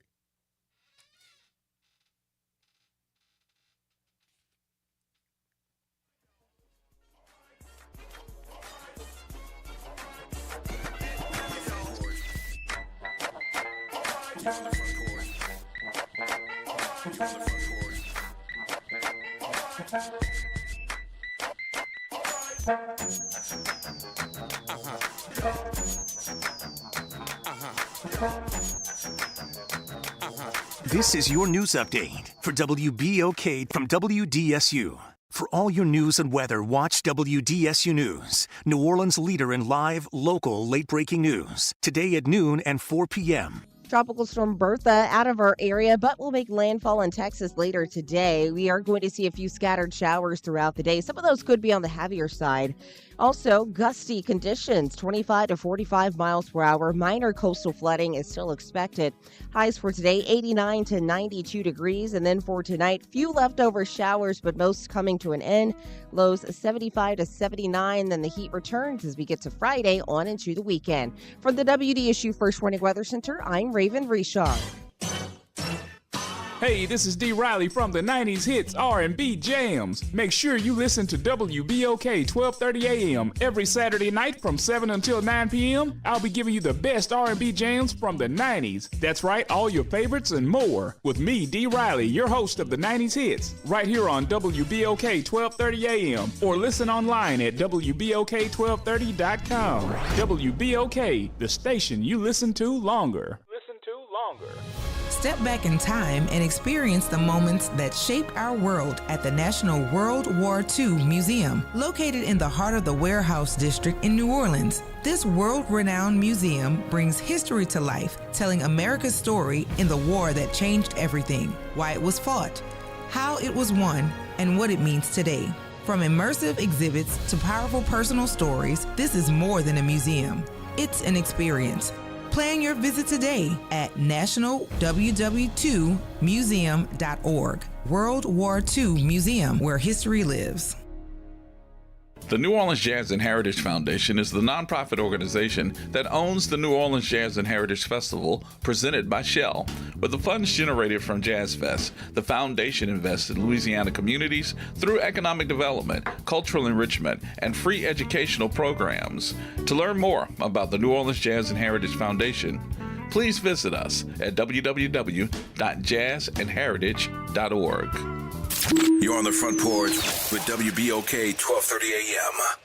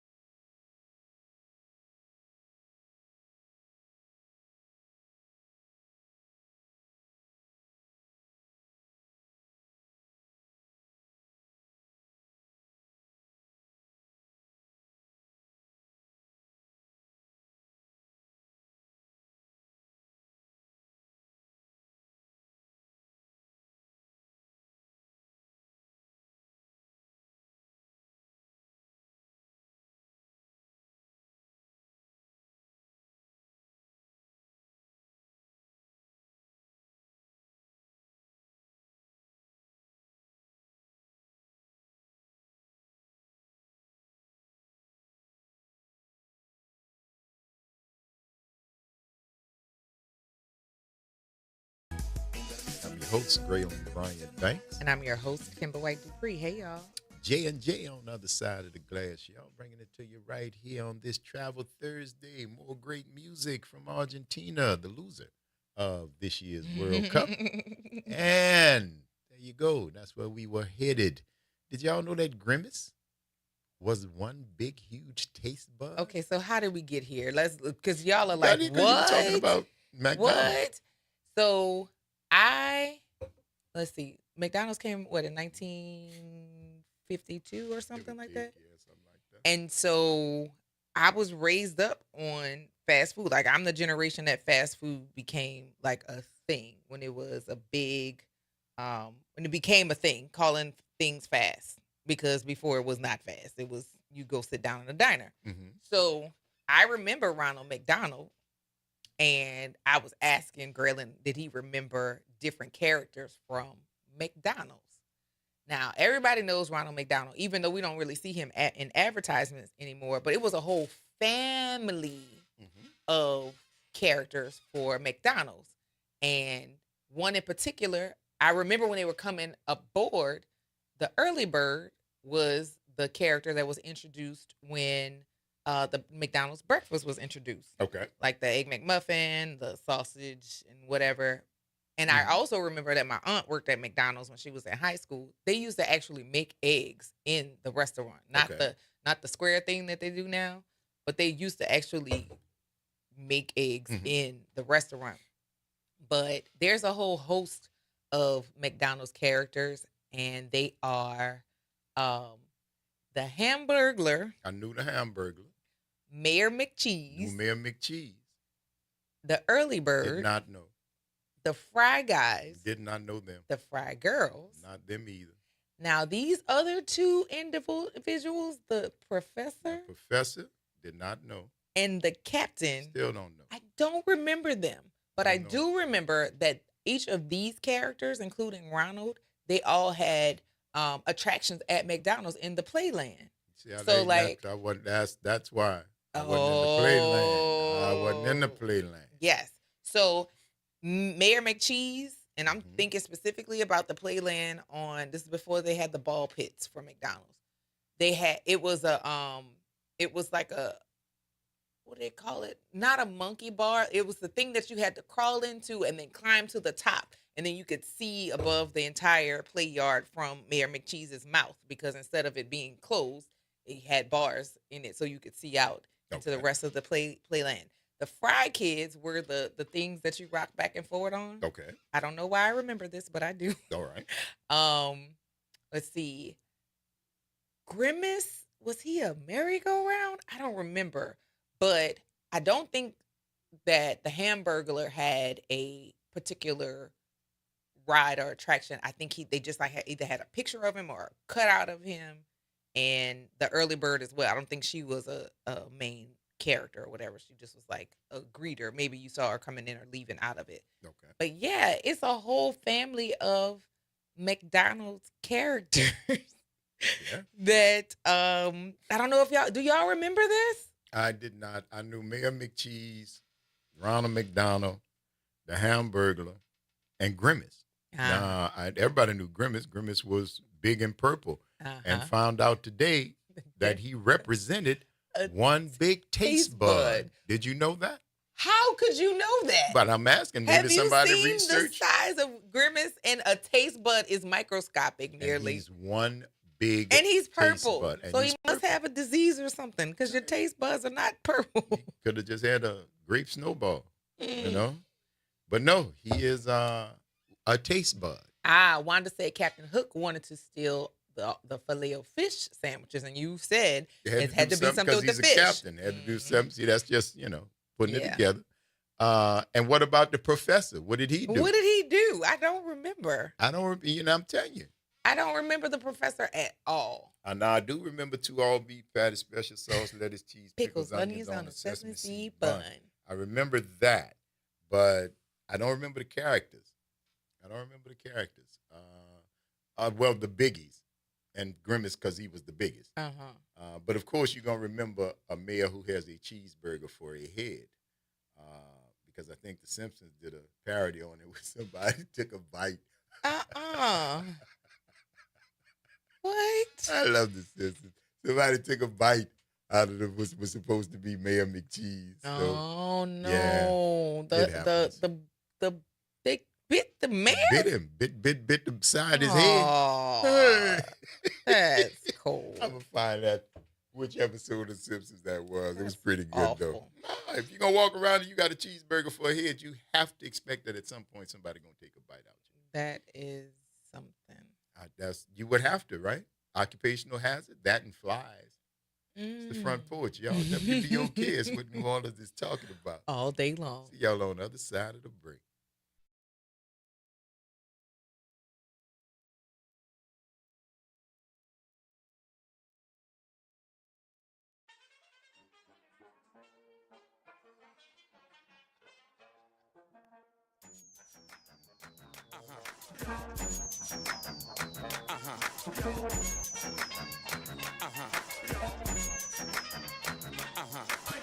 From the campus of Xavier University, WBOK Go and Equity Media Station. I'm Bree Wood with BIN News Now. A preliminary hearing continues in Los Angeles for singer David. Criminal defense attorney Manny Madrano says it's unusual for a preliminary hearing to take place so soon after an arrest. This is really the speed of light to get a case like this of a high-profile nature to the preliminary hearing stage. Prosecutors are presenting evidence in the death of 14-year-old Celeste Rivas Hernandez. Tyler Perry Studios is expanding its production capabilities with a major new virtual production stage in Atlanta. Perry says the cutting-edge technology will help keep film and television projects and jobs in Georgia by reducing travel and set building costs. And rapper Lotto is joining Doja Cat on the road this fall as the opening act for the Tour Ma Vie Tour. The 31-city trek kicks off October 1st in Detroit and wraps December 1st in New York, following the release of the duo's new collaboration. Get BIN News Now, on demand 24/7 on the iHeartRadio app. You're on the Front Porch with WBOK 1230 AM.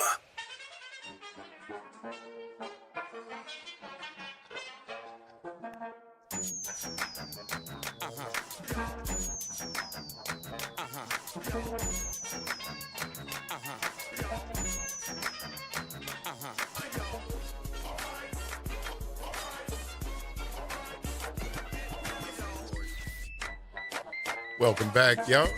It's the Front Porch, WBOK. I'm your host, Braylon Bryant Bank. And I'm your host, Kimber White Dupree. Hey, y'all. Sharon and Jasmine on the other side of the glass. Y'all getting it done right here on this Travel Thursday. Thank y'all for sticking with us as we move into this third and final hour of today's episode of the Front Porch, continuing our broadcast from the historic campus of Xavier University from our studios right here at the foot of the overpass on South Norman C. Francis Parkway. www.wbok1230.com is the address, so you can hit us up on the talk line. 504-582-9422 is the number. Yes, indeed. Kimber. Yes, sir. We got company, Kimber. We do. Right. You know, I get excited when when my babies are here, so it's always a joy. But I like to welcome Is it Bermudez? Bermudez. You saying it right? Okay, cool. Julio Bermudez to the Front Porch, and he's coming to talk about Big Brothers and Big Sisters of Greater New Orleans. Good morning and welcome. Hey, good morning. Porch, Thank you. Julio. Thank you for having me. How y'all doing today? Doing good. Doing good. Doing great. Doing great to see you. And I will share a story about how I know you. But before we do that, you tell our listening audience a bit about yourself. Absolutely. Yes. So my name is Julio Bermudez Clatter, actually. So I was born in Honduras, came here to New Orleans when I was 5. But I've been living here all my life and pretty much experienced the New Orleans culture at a very young age and went to the Net Charter High School, graduated from there, but I started working with a nonprofit called Son of a Saint. So they mentor fatherless boys. I actually started out when I was 13 after my father passed away. Okay. Once I joined the program, I was really pretty much under Sonny's wing. He was my mentor throughout that whole time. And wow. Moving along from Son of a Saint, I worked at like Groundwork New Orleans, different nonprofits throughout the city. But I started my own nonprofit called Raíces Nuevas. Throughout that season, I was like, man, I want to do something else. So I started working with Big Brother, Big Sister. So what we do at Big Brother Big Sister, it is a nationwide agency, but Big Brother Big Sister has its agency here in New Orleans. And what we do is support and create one-on-one mentoring relationships. So our goal is to provide young people with the relationship building skills that they need to be successful grown people, boys and girls. We serve people in the North Shore, but also in the South Shore, New Orleans area. And we are expanding our programs throughout every day. So we started right after the Super Bowl, and we have about 57 pairs at the moment. So that's between littles and bigs who are actually paired in our community. And the goal is really for us to expand this opportunity for all young people in the city of New Orleans, because we really do believe that the people that you know in New Orleans will really get you to the point where you can be very successful. Yes. And we all know that, and we all have someone in our lives who's been a mentor. Ms. Dupree has been a mentor to me, but there's countless of individuals that have been mentors to me, and that's what we want to expose our young people to. As you give back. Absolutely. And I've been lucky enough to now be a mentor at another program, Son of the Saint, where I was a mentee at one point. Yes. And I also want to become a Big Brother Big Sister, but I serve all of our young people as if I'm their mentor as well. So I'm the mentor to all of the bigs. So that's one of the lovely things about Big Brother Big Sister is that we coach our mentors to be mentors as well. Yes. So there is always a point of accountability for all of our parents, and we want to serve our parents and have our kids in the safest places and environments possible with the safest people as well. I'm so proud of you. No, thank you. I appreciate you. I'm so proud of you. So now here comes the story. Julio is one of my students. I taught you in 8th grade. I think so. Yeah, Hopefully. 8th grade. And I actually had transitioned from one school in the middle of the year. And I really don't like to leave schools half the year because it leaves a gap. I have recently been the teacher who has stepped in for the teacher who leaves at the middle of the year. And in this case, I was that with Miguel and his classmates. And middle school is a very interesting time for kids, girls and boys alike. And New Orleans, you said you got to live the New Orleans experience. So this is something that's so New Orleans. Miguel and his friends were having a good old time in my class. And I was like, I have things to accomplish. And yes, the newness has worn off. I'd been there maybe like a month. Mm-hmm. And I was like, I looked at his last name, Clotter. And I was like, I know a bunch of Clotters. My mama taught all of but 2 in one particular Clotter family. And I was like, you know what? It's enough of that. Say, you know what? I'm gonna call one of your people. Oh, you don't know what? You don't know it. Yeah? All right, cool. I called my good friend Miguel. He's listening now. I called Miguel. I was like, hey, Mikey, you know somebody named Julio Clotter? He was like, yeah, that's such and such. He let me know who you were related to. I was like, yeah, this boy cutting up in my class. You talk to him right now, because the next thing I'm going to beat him. And I don't know what was said, and I think he got his mom on the phone. Did Maria talk to you? It might have been Elsa or somebody like that. Yeah, and whatever they said, and I don't think it was in English. I think it was a lot of it in Spanish. Mm-hmm. And I was like, and then you gave me the phone. I saw the look on your face had changed, and I was like, all right, now, I don't ever want to have this conversation again, and we'd have no problem since.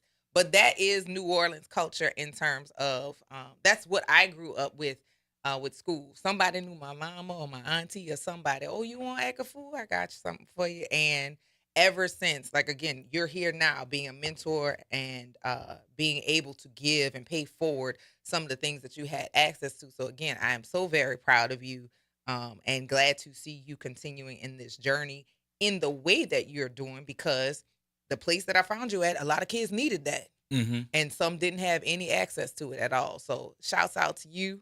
And I have an interest in participating and bringing some people along. So we're going to chat about that off air. But yeah, big brothers, big sisters, the bigs and the littles, I'm definitely interested in hearing more of the work that you guys are doing. Well, look, I appreciate you, Ms. Kim. Thank you so much for sharing that story. And like I said, if you're interested in Big Brother Big Sister, just go to nolabigs.com and enroll a child. We actually have a back to school drive happening on Saturday this month at our office. And then we actually have a life skills camp that we're going to be hosting next Thursday. So if anybody wants to learn more about that, just go to nolabigs.com and you'll get that information. nolabigs.com. frntporch.com. And so are you a staff of one or are you? So we are a staff of 3. So we Okay. have our myself as the director of programs. We have our mentor specialist and our CEO, Callie Christ. Okay. All right. And the rest are volunteers. That's what we look for. That's what we're looking for, volunteers. Now, for you, Julio, how has it been to transition from having mentors to being one, and not just being one, but to training mentors? How has been the little brother, being a lil, help you in being and training the bigs? That's a great question. I started off, like Ms. Kim said, misunderstood in some way, shape, or form. And when my father passed away and transitioned from this life, I met my own mentor, Vivian Sonny Lee. Yes. He was able to provide me with different resources, access to different opportunities. I got to go to Ghana, Africa, Costa Rica, do all of these different type of things. I learned a lot about myself after that, and how can I really make an impact in other people's lives, really transitioned in my life. Yes. The older and older that I got, I was like, I'm still working with Son of a Saint, and I want to do my own thing. And that's the reason why I started my own little program for Garifuna youth. I'm Garifuna. Everybody in my family is Garifuna. But then I was like, man, I want to make a bigger impact. And then I noticed that Big Brother, Big Sister was coming into the space. So I took advantage of that, and I was like, you know what? I actually want to be able to provide mentorship to the people who are making an impact, because I know that, it's kind of like compound interest. You help one person, and that one person is going to help 2 other people. That's right. So I found myself in a decision-making process where I was like, you know what? Let me start working with Big Brother, Big Sister and see if I can make a difference in multiple people's lives. And that was the way that I found it, because when you're mentoring our mentors as a Big Brother, Big Sister staff member, you're potentially mentoring that person to mentor their little, and their little is giving opportunities for them to share their experiences with other young kids in the community. And I know that here in New Orleans, a lot of things are a trickle-down effect. So big decisions are made by big people, and I wanted to be able to contribute to that fact. So it's been amazing for me to be in this, in this circle of life. I really do appreciate it, and I hope to continue to make a difference, not only here in New Orleans, but also in my home country in Honduras. I was just about to ask you, translate the name of your nonprofit for me. Raíces Nuevas, and that translates to new roots. Because whenever I transitioned from Honduras, I came here to New Orleans, and I was still the same person. I was still Honduran, but I just placed my new roots somewhere else. Yeah. So essentially, I love to support people, because that's all that I've been given in my life. I've been supported throughout my whole life. Now, as a native Spanish speaker, yes, sir. Did your nonprofit? Did you do it because there was a dearth? Because when you were coming out, and you spoke English, obviously. Yes. You did very well growing up in New Orleans. Well, the way we speak English, it's close enough. Yeah, it's a little different. But did you see that there might have been a space for somebody to come in, kids who spoke Spanish, who might have needed that bridge that you could provide? Yeah, absolutely. So whenever young people come here into the city of New Orleans, especially from a different country, and in the space that I was in, it was very challenging for me to learn English. Okay. And that's one thing that people have to understand. Like, English isn't a very easy language to learn. And, when I came here, I was, sometimes I was a witness to bullying, and ribbon was definitely a culture here in New Orleans back in my day. And Abramson wasn't funny. So my God. When I was every single day, in class. I would go in class. There would be something new, but that really gave me the thick skin that I needed to be in business meetings. The reason why people can be professional and regulate their own emotions is something that they learn as a child. And that was one of the experiences that I really learned at Abramson, was like, build that thick skin, because you're gonna need it. But just being in New Orleans, I noticed that there's a lot of community, and people are always there to help you and support you. And it's our responsibility to go out there and look for it. And that's really one thing that my father taught me, that my mentor Sonny taught me, was, go out there and look for the things that you need. People are always out there to help you. You just got to go out there and look for it. I know that's right, man. It sounds like you still talk to your dad. He's still with you. Absolutely, Yeah, absolutely. Every day. I think about him every day. Yes, indeed. That's beautiful. So a couple things that matter, because a lot of times people who are Afro Latina, we can't really tell, because oftentimes you look like one of us. Mm-hmm. So you are indeed one of us, but oftentimes southern states, particularly with respect, the communication and the language tends to be a lot more harsh on people who don't speak English first. Mm-hmm. And so I also recognize that as well. But I needed somebody to get your attention first and break through the noise, so that you could at least hear the intention, one, and two, there can be a connection of language. And oftentimes people don't consider that when we have kids who are not English speaking as their first language. Like like tone carries different, and it looks and sounds and feels different when you're communicating with people from other cultures and other languages. But again, when I look at you, you look like you're from the Night Wall. You know what I'm saying? Like, hey, 2000 and knowing Franklin your people, Avenue, right? Yeah. And your people, knowing that I had a direct connection to your family, I was like, yeah, you must be from the Night Wall. But okay, so now that helps to guide and aid to us for us to bring us all together. So yes, Inez Pierre's in the comments, and she said Grand Rising, all go Julio, and she also said that there are site-based programs available for students as well. And I'm a site-based provider, so this is important for our grandparents and parents. If you feel as if you need additional resources to support your kids and you're not sure of how to help, we have organizations that can help you bridge the gap for real. Thank you. Yes. Thank you. I am so excited here. Now, what's next for Big Brothers, Big Sisters? I know you guys got a back to school thing. That's the latest thing. If you walk in the store, all the new signs are up. Get ready. Back to school. Get ready. Flash sale. That's right. People talk about flash sales, but like I said, if you are in need of additional resources, we do have 100 backpacks in our queue. So definitely RSVP from 10:30 to 1 o'clock at Big Brother Big Sister. But you just go to the website nolabigs.com and you'll get that information once you enroll a child. Okay. And what I tell folks is, if they want to get more information about it, just go to our website and check it out. And the next steps for us is really just to expand our programs, not only in New Orleans, but pretty much in Slidell, St. Tammany. We want to go in places like Hammond, because we know that not only the urban communities need support, but young people in rural communities where there's not transportation. And there's a lot more harm that could be done to their lives. But if they have an additional resource, an additional network, an additional person in their network, they can make some things happen for themselves. The feeling of helping to guide a child, or in some cases save a child, got to be a good thing. Is that what keeps you coming back? That's what keeps me coming back. For me, what keeps me coming back is not only that, but just the way that I was raised. I was, because, when I was, like I said, when I transitioned from one place to the other, it felt like in that new community, I didn't have support at first. But then over time, you get connected with people, you start having conversations, you kind of feel a little bit at ribbon, but it's all love. And you get a connection with people, and you start to know one person, and that other person know other people.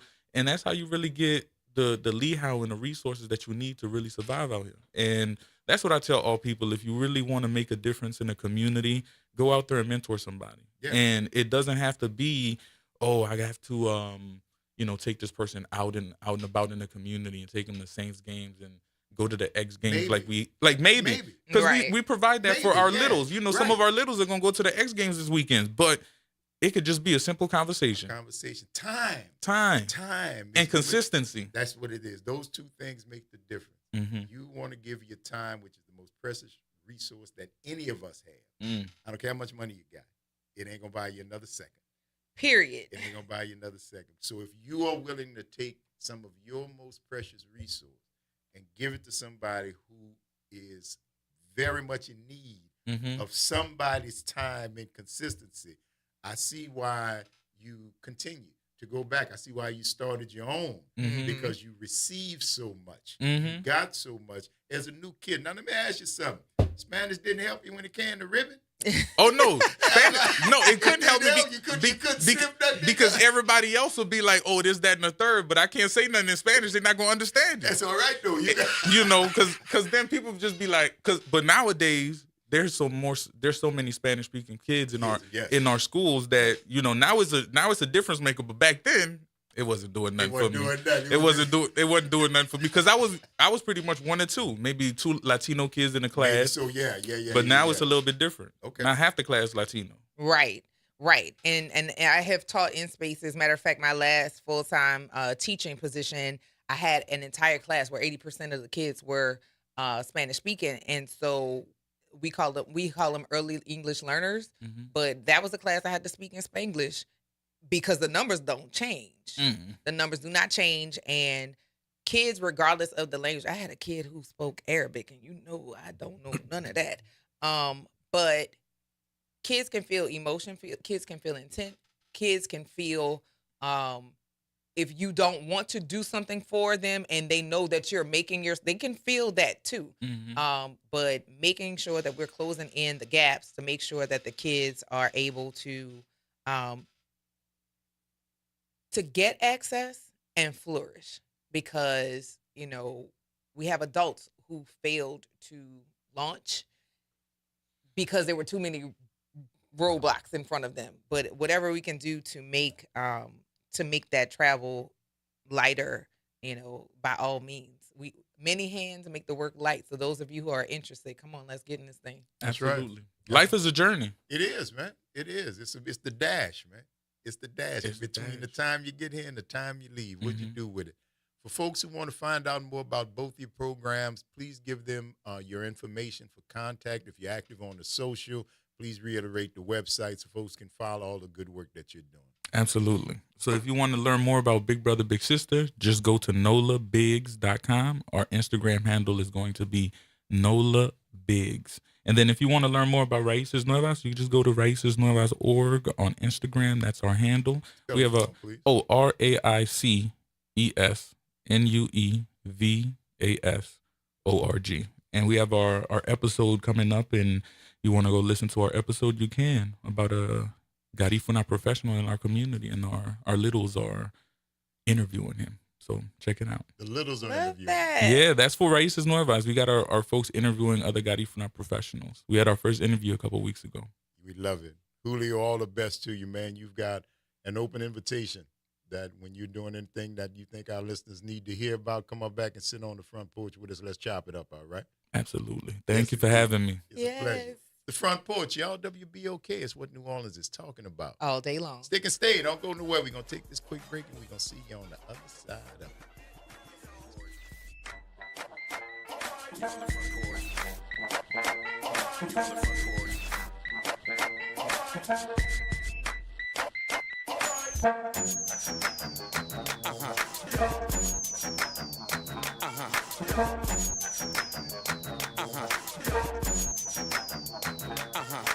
Good morning, everyone. I'm Elizabeth Kubel, and here's a look for you at your Thursday morning headlines. Tropical Storm Bertha is back in the Gulf, barreling toward Texas after bringing rain and strong winds to southeast Louisiana. This morning, the Rosenwald Recreation Center will close as a shelter at 8 a.m.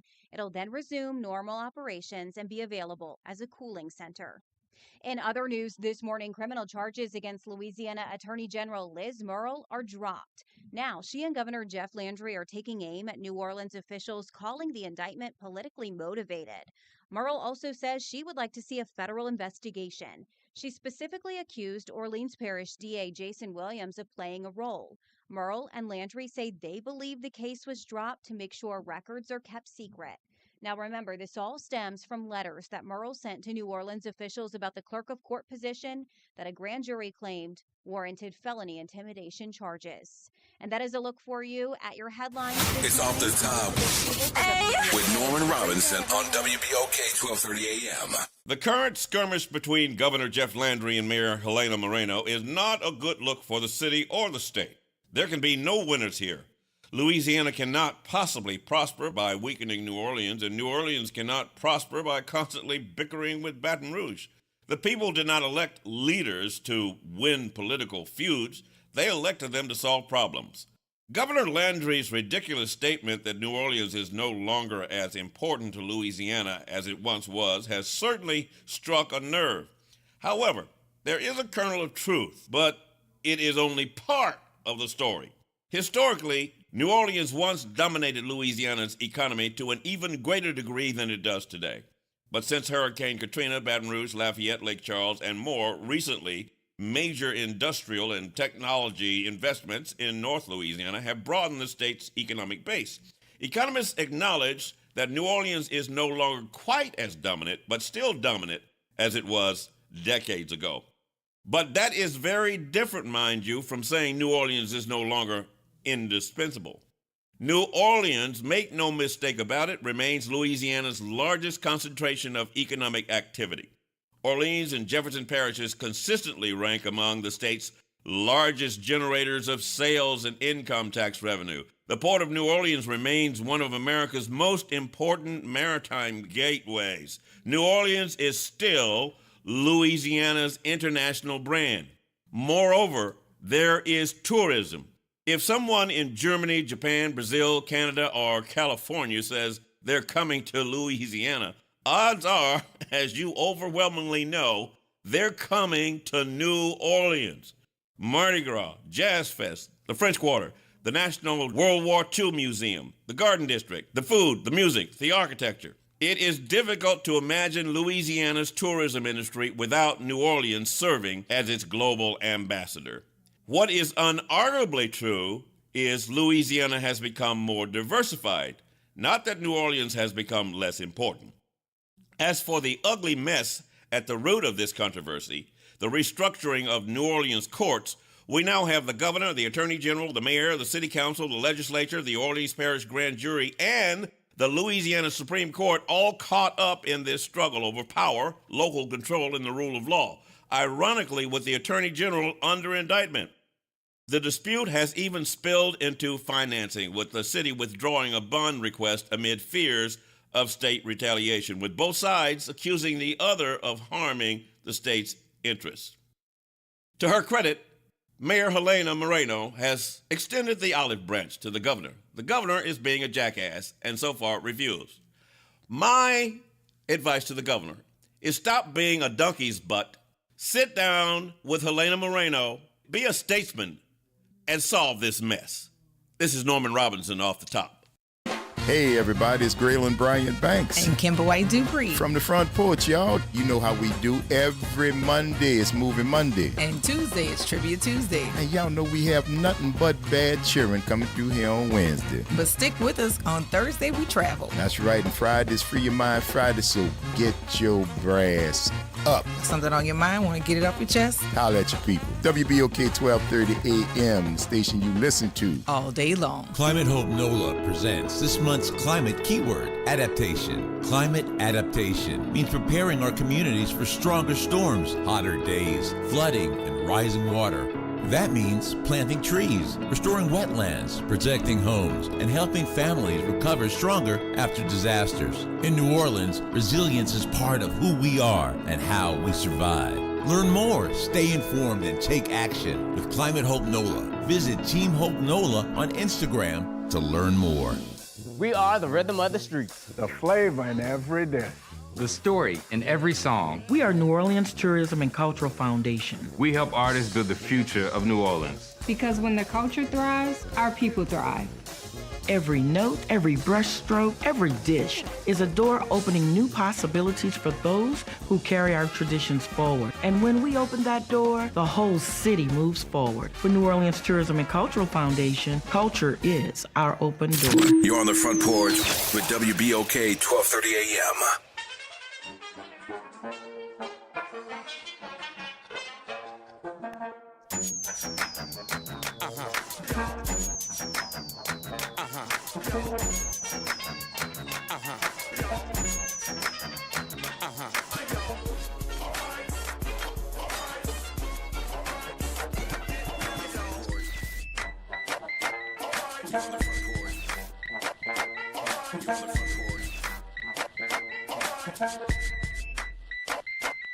Welcome back, y'all. Front Porch, WBOK.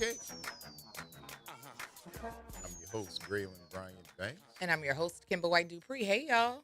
J&J on the other side of the glass, y'all, right here on this Travel Thursday. Great interview just now right there. That was wonderful. Absolutely. Full circle moment, and also an opportunity for us to do what we do, which is pay things forward and get involved to help kids. Our Front Porch family makes sure that we do for ours, and the kids belong to all of us. That's right. So, yeah, shouts out to Inez, Pierre, and also Julio Bermudez Clatter for joining us here on the Front Porch and sharing the information. Some people be looking for stuff to do. This is something to do. Be a safe person. Yeah, kids, you know kids Be that a could safe use person. a mentor, use big brothers. Yeah. Son of a Saint, big brothers, big sisters. Silverback Society. Silverback Society, Power Fatherhood Girls. Round Table. All of the places that people are doing the work to support people in our community that we say we love. That's right. And love's in action. Show it. It's all right. It's a beautiful thing. Show they are and certainly prove. doing that. And guess what? Even if you can't, let your checkbook. Yeah. Because you That could part. always use your largesse. Got all that wealth? Got all that money? Send $20. Send $100. You got it? Whatever you Send got. it. If you got it, you can spare it. Trust me, somebody will put it to good use and not in a way that will make the front page of the paper. In a way that will never make the paper because you're doing good stuff. Mm-hmm. Not till you actually screw up, do the presses come with the cameras. Now we won't talk to you. Right. Yeah, well, No. try not to screw up and be comfortable with anonymity. How's that? My There you go. goodness gracious. You could do that too. You could. You could do that too. Just be comfortable. Shouts out to Ryan. Yes, Ryan came and got his tickets. Got his tickets. And he brought you a little something. Figs. Fig preserve. He said, since Kimber always getting moonshine, he said, I'm going to bring some figs. And this takes me all the way back to Loyola Street. My grandmother had a fig tree in the backyard. Pull them and eat them right off the tree. That too. Fresh Yeah. figs, straight off the tree. Squeeze the little tip of it, get the milk out. You know, eat that part, but you do eat the fig. Mm-hmm. And she used to preserve figs. And that's what Ryan brought, thanks to his daughter's mother. Uh-huh. I think his child's mother, I don't know his daughter's his son. But she did it. I will surely taste them. I am a big fan of fig preserves, nostalgia-wise. Take me all the way back. Mm-hmm. That's right. Hot biscuits out the oven. A good creamery butter. Mm-hmm. And some of my grandmother fig preserve. You talking about a happy little fella. Mm-hmm. Yeah. Sitting at the kitchen under that big old Hunter fan. Mm-hmm. Oh, house really good. Yeah. Ooh. Nothing like it, baby. That's why fig Newtons were such a big hit for me. Yeah, I like because fig I Newtons, liked figs and I like fig Newtons. but I used to eat figs off the tree. Oh yeah. Yeah. We had a fig tree in the backyard. And my grandma would walk back there and just grab a handful of figs. It was great, man. Figs on one side, right around the corner, we had a Japanese plum tree. Used to get them, going to people's yard, and then coming home from school, they had a big old Japanese plum tree. Misbelief from some. And you had to get it because otherwise, if they fell, they were They were just gonna mush. damaged. They were gonna get mushed. Yes, And we you would helping come the by. people out. Baby, listen, and we climb up there. Police stopped us a couple of times. Man, police actually, like, why y'all doing that's private property? Literally stopped us. They just on the days when they had the paddy wagon, and we got handfuls of plums, Japanese plums. And police pull us over. Where y'all get them plums? Come on. Are you okay? What do you mean? Where we Go get to them hell. plums? Like that's crazy. But You want us to put it back? They just, Stupid. harassed us for a minute and threw our plums on the ground. Couldn't take them. And we had to leave. We had to leave the plums on the ground, which didn't make any sense. But, I mean, I'm sure they felt better. So we lent to their good feelings. So we did a positive thing and kept on going about our business. Hell. But no, we came right back the next day and hit the people up. Right. They're only gonna There fall. was so many of them, man. There's fig trees, They're gonna Japanese fall plum trees, and make lemon ants and lime come. trees. All that stuff, man. All that stuff. Insane. Yeah. But we loved it. And then ate that stuff off the tree and come close to washing it. No. Not even wrenching it. No. Nothing. Yank it off the tree and pop it in your Wrenching, mouth. Make sure it wasn't wrenching done crawling on it. That's it. I just had to make sure. You might blow wipe it off. That's it. How we do. Yeah. Blow that bad boy. And then pop it in. Jackie Wilmer said we had a fig and Japanese plum tree too. Yes, indeed. And my Aunt Gussie had the China ball tree. She had a Are China those ball those tree. green things? Yeah, because you can make them in the pop gun. Take that old piece of hose pipe with the plunger. Oh, that's what you make, a China ball gun. China ball sting you, boy. Really had a lot of time on China your ball. hands. Anybody out there got stung with a China ball? Y'all know. Who even thinks of that? And like, look, Ryan say the birds gonna get them before they do. Right. Get you some of them figs, man, some of them plums, man, because you can't get them all, especially the ones high in the tree. No. You gotta hope they get ripe and fall. Yes. Yeah, they be so good. Mm-hmm. Ooh, yes, indeed. I love it. Yeah. Now you have some fig preserves. Fig preserves. Yes. Absolutely. Absolutely. Shout out to y'all for that. You know what?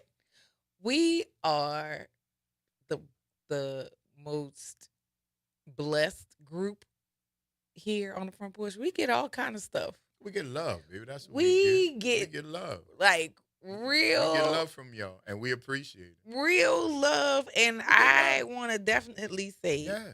thank y'all. Yeah, y'all show love, man, and it's not that we, just greedy or just begging or we don't do nothing. Because most of the time we don't Because even we are. ask. Right, we are just like both of these. Pam with lunch the other day. Uh-huh. Ryan just brought the figs. It's y'all know what we like, and y'all bring stuff by, And we thank you. and we thank you for it. Thank We you really bigly. do. You like Pam fed the office. Mm-hmm. She just brought food for us, but we couldn't eat all that. No. We couldn't eat all And that. we so fed happily the office. shared. And we happily shared with the people who are in here, who happily took it. Yes, it did. I think they were more happy than we were. My goodness. But- But yeah, those kind of surprises, those kind of Absolutely. things. Again, y'all show us big love. The we are pound very cakes. grateful just in time with the pound cakes and the candied pecans. Candy pecans. We have gotten so and We just- got this bag today. We got the a goodie yeah, bag my man today, a brought swag bag. from Big Brothers and Big Sisters. Yeah. And just because, man, we give opportunity and we don't, it's not because we telling people if you come on here, bring me a hot sausage sandwich. We don't do that. But folks know and they listen, and that's what we do, man. We talk about New Orleans. We talk about food and music and different things like that, having fun. Man, we eat 'em so good that they had Robin Barnes on the show this morning. Robin said, I don't sing but on the front porch, mister. Shouts out to the songbird. Indeed. I saw her when she was leaving. I said, hey, honey. I said, I heard him ask you to sing. She said, I said, I know you don't sing nowhere but on the front porch. She did the little finger clap. Whatever that means. There you Clack go. it. There you go. Clack there it. you go. There you go. So not going to run tell that. But we don't get mad. No. There's enough room. That's why they got a McDonald's and a Wendy's and a Burger King on 3 different corners across the street. And many, many others. Many, many others. Yeah. Small, big. We just want to have our little time, have our little fun. Mhm. Invite y'all to kick it with us for a little while. And if you feel so driven as to drop off something, thank you, but it's not necessary. But we appreciate it. I just want to let you Yeah. know because that's why I got it. We don't ask for nothing. That's why it feels good when people go out of their way. Yes. When people go out of their way. Pam woke up at 5 in the morning, fixed a whole pan of food. Yes. A whole pan of 5 in the morning. That's love. That's crazy love. Yes, that's love. I don't love y'all that much. Yikes. Can I just be straightforward and honest like I've always is with you? Yikes. I might stop if I had to get about, 8:30, 9 and stop at Mickey's and bring you a biscuit. Mm-hmm. But to get up at 5 and make lunch, lump crab meat, deveined shrimp, Alfredo, and garlic bread. And garlic bread. And garlic bread. Y'all be Listen. hungry. I love y'all. I do. But don't expect But that y'all over would here. be hungry. Yeah. Yeah, not in the morning. And I can cook a little bit. You can I can indeed. cook a little bit. I So, have a request. What you requested? You know what my request What did you request? The dessert.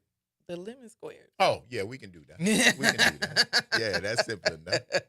That's simple enough. I've been doing Essence. You did do one Yeah. day during Essence. It was delicious. Yeah, oh yeah. As per usual. Yeah, that's what we do. But yeah, I can do that again. We'll do that again.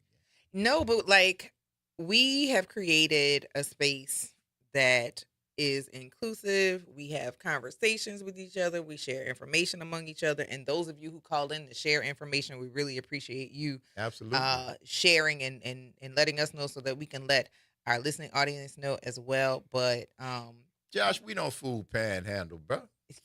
We don't do that, cuz. We do sacrifice our waistline. Yes. For you, our listeners, our beloved listeners. Because when you're doing carnival season, you got to know who got good king cake. And we are here doing that for you, right? You got to know who got the best fish plate when it's Lent.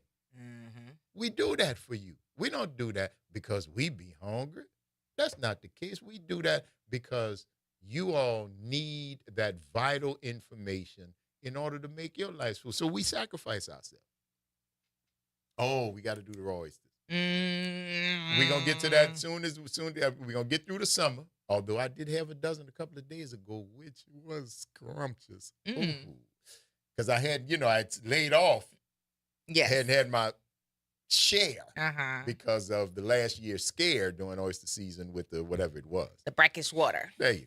Yes, but nobody now, was messing with that. Oh, they fat and plump and salty and cold and good. Yikes. Yeah. Oh, I did a dozen. Yeah. Jared, you're locked into that too when we had the raw oysters because you haven't had them either, have you? Have you eaten raw oysters? I don't know. Jared. We're talking about food. You would have to know. If you don't remember it, you probably didn't. You probably didn't. Because I feel like that's an experience that will stay with you forever. I don't know. Leave me alone. Why not? I'm doing something. Why not? I did, I guess. I don't know. Maybe not. I don't know. That is hilarious. But we are doing that. We will be doing that as soon as the first R month, I think September, comes up when oyster season starts again, and they'll be fat and plump and salty. And we'll get a professional to come in here to shuck about a dozen oysters. And for those who have not done it, you can watch. And you can watch Kimber and Jared. And Nyron. Because everybody going on this ride with everybody who has not had. Now, see, the people who eat raw oysters, you ain't going to have no problem getting them. No. We going to be like, listen, y'all started yet? Hello? Yeah, no. But those of you who have yet to indulge. Who did you say you were going to bring? The guy from Commander's Palace, was it? From not Bricados. From right there, Napoleon is Pascal's Manal. Pascal's Manal. Yeah. Get my man from Pascal's to come over and bring us maybe 2 dozen. And we'll talk to him about what it's like to be a long-time oyster shucker in this city, in this industry, and have him share his knowledge with us, and pop open a couple of them bivalves and shuck them and bring the requisite accoutrement, horseradish. Hot sauce. Well, yeah, but I'm telling you, crack it open, right out the shell. That's the only accoutrement you may need. Now, some people won't have them without a squeeze of lemon. No. Yeah, make sure y'all have that too. I'll put the lemon into the sauce. I'm going to get the first one down. Get the first one raw. And then you can and dress if I decide to go back. Because you're going to want my sauce. Give me all the stuff. You're going to want my sauce. I make a sauce that is oyster dipping sauce. And I got people who won't eat oysters unless they have the sauce. And then don't get me wrong. It's not for rookies. It bites back. Because the oyster's cold. And that little sauce got a little kick to it. Oh, it balanced so well, your mouth be happy. happy. 504-582-9422. What's happening, Herb? What up, good people? How y'all be? We good, baby. How you? You got out of the ice camp? I'm just delivering that for Josh because he's going to say it in the comments, but I'm going to go ahead and say it for him because I know it's coming. Okay. All right. So if all light-skinned people are Hispanic, I guess Obama is Hispanic, okay? Obama light-skinned? I'm just saying, his mom was white and his dad was black. But he ain't That's all I'm light-skinned. saying. He got more his daddy than his mama. Yikes. But he's of a lighter complexion. That's all I'm I saying. can't say that, but I don't know if they're going to. He ain't that seven wall like, huh? No. Don't put all light Creole people or people from across this country. Now, that's two different categories. Light-skinned light and Creole don't necessarily go the same because Creole is a culture, not a color. And then you said Barack, because Barack from Hawaii, he ain't got no Creole in him. But in New Orleans, as we were raised, Kimber, we did associate it with a skin complexion. Yes, that's just bad habits that we're trying to break. It's there you go. It's morphed over time, no different than the description of African Americans, and I'll leave it at that. I didn't hear it. I missed the That's beginning. a whole I'm sorry. conversation. I get it. Look, I called in to talk about the oysters, okay? How about that? You can talk about the oysters. You can talk about the bop gun. You can talk about the mothership. Now you can talk whatever you want. Whatever you want to. Take it whichever direction you like. Hilarious.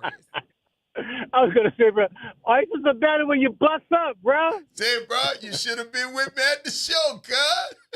I know, bro. I missed it. I didn't have any invite, so I didn't go. See that? You were trying to get the weather. I told you, need to be there. 50th anniversary, landing in the mothership. Be there, be square. I sent the word out. I put the bat signal up and everything. You Herm, did. how you missed it? You did. How you missed it? I missed it, just like I missed this whole program. I'm just now tuning in, so I have no idea what you guys are talking about. Neither do we. Something about oysters. So, that's not a requisite of being here. That don't mean nothing when you're on the porch, man. Just sit down and chime in, whether you know about it or not. For sure. Exactly. But Yes, y'all sir. good people. Good listening to y'all. Always, Herm. Good Take to- care, good to baby. hear We'll from talk you. back at you. All right, bro. Y'all be good. Later. All right, later. Yes, indeed, man. Should have been with me at the show. You talking about bust up. Big bad. Shoot them with the bop gun. Shoot him with the bop gun. Yes, sir. These 10 fingers right here, these two hands held within their glory. The bop gun on stage. That's right. Go tell your friends. Good times. Bro. Good times. Shoot them with the bop gun. My God. That night. Ooh, I can't wait till next year. Hey, baby, we going to see. We're gonna take next year just for next year, because I don't think it could touch this year, so we're going to leave this year by itself. My God. And we're going to take the next one to see how it do, because they heard about us, too. Yeah, they do. Indeed. It's the Front Porch, y'all. WBOK. It's what New Orleans is talking about. All day long. Don't go nowhere, though. It's Travel Thursday. We're going to take this quick break, and we're going to see you on the other side of it.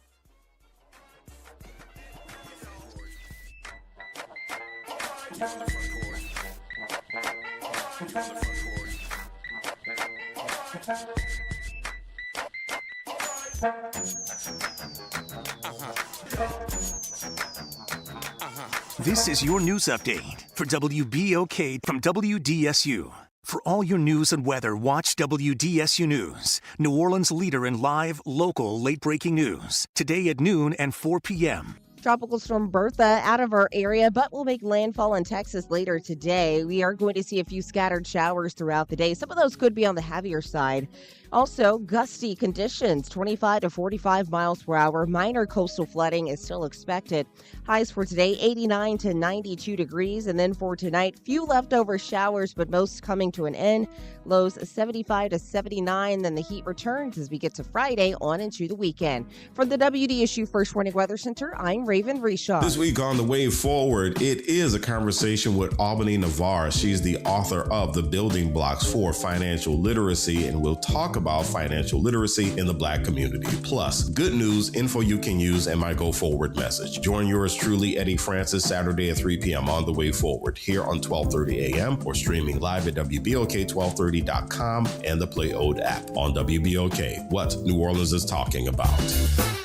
This is Andronika Morris, host of Put Housing First. Join us every Tuesday at 12 o'clock, where we will discuss how housing affects every aspect of our lives and what's necessary, what's needed to guarantee housing for all. Join us every Tuesday at 12 o'clock as we dig down deep onto the issues that affect all of us.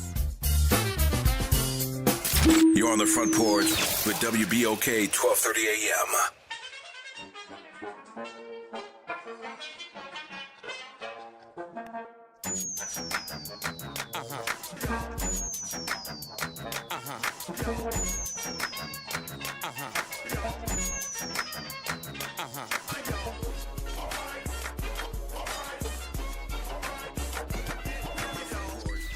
Welcome back, y'all. It's the Front Porch, WBOK. I'm your host, Ray Brian Banks. And I'm your host, Kimber White Dupree. Hey, y'all. J&J on the other side of the glass. Jasmine and Jared bringing it to you right here on this Travel Thursday. Y'all, Argentina bound. 504-582-9422. Good morning, Pam. Good morning again. Yeah, your boy at Pascal Manali's, me and Honey, we know him, and he's a shucking son of a gun. All right. And I tell you, he can shuck, baby, be talking plenty stuff. And been doing it. Be a vet in the game. Decades in the game. That's right. And I tell you, such a good guy. We have fun with him. But I'm going to tell you another good place to get some good oysters, and these brothers be shucking, and they're big and salty. It's Sea Witch, I believe it's called. That's the Sea Witch on St. Charles. Yeah, it's next to tacos and beer. I know right what you're talking about. They do a happy hour, I think. Yeah. $1 oysters. Yeah. Oh, I've been there. I done knocked a hole in it. Oh, I bet you have. Me and Honey go, okay, I'm good with a dozen. He gets 2. And I'm looking at him like, okay, don't think he going to act up. Oh. That's right. See, that's what I say. If you want oysters? Yeah, how many? Is it, I'm eat off your dozen. No, I'm going to eat a dozen. Yeah. You want oysters? Yeah. You want a half Get dozen? your You want a own. dozen for yourself? Because I'm eating a dozen. That's yeah. And they're big and cold. Oh, yeah. Cold and salty. That's and my I'm telling you, appetizer Kimber, there. A half dozen when you- raw or a dozen raw? That's a lot Right. of oysters. That's only 12. But let me tell you, baby, just hold the shell, suck it in your mouth. Take a couple of little chew bites off of it and swallow. And You're let gonna it be go. Just fine. There you Let go. it go. That's Pam's way. Thank you, There Pam. you We're going to go. need you in here for more support in September when I get them dozen out in there, all right? I'll be ready. All right, baby. y'all. Talk back Bye-bye. at you. Later. Yes, indeed. We're going to do that, though. Nyron, Jared. Hey, Jasmine, you ever had raw oysters? Have you ever had raw oysters? You eat raw oysters? Oh, look at that face. You're here, too. See? She's here, too. We got another one. See? She is still shaking her head. See? Now, have you had char-grilled oysters? Exactly. Great. Then we are halfway there. I'm good.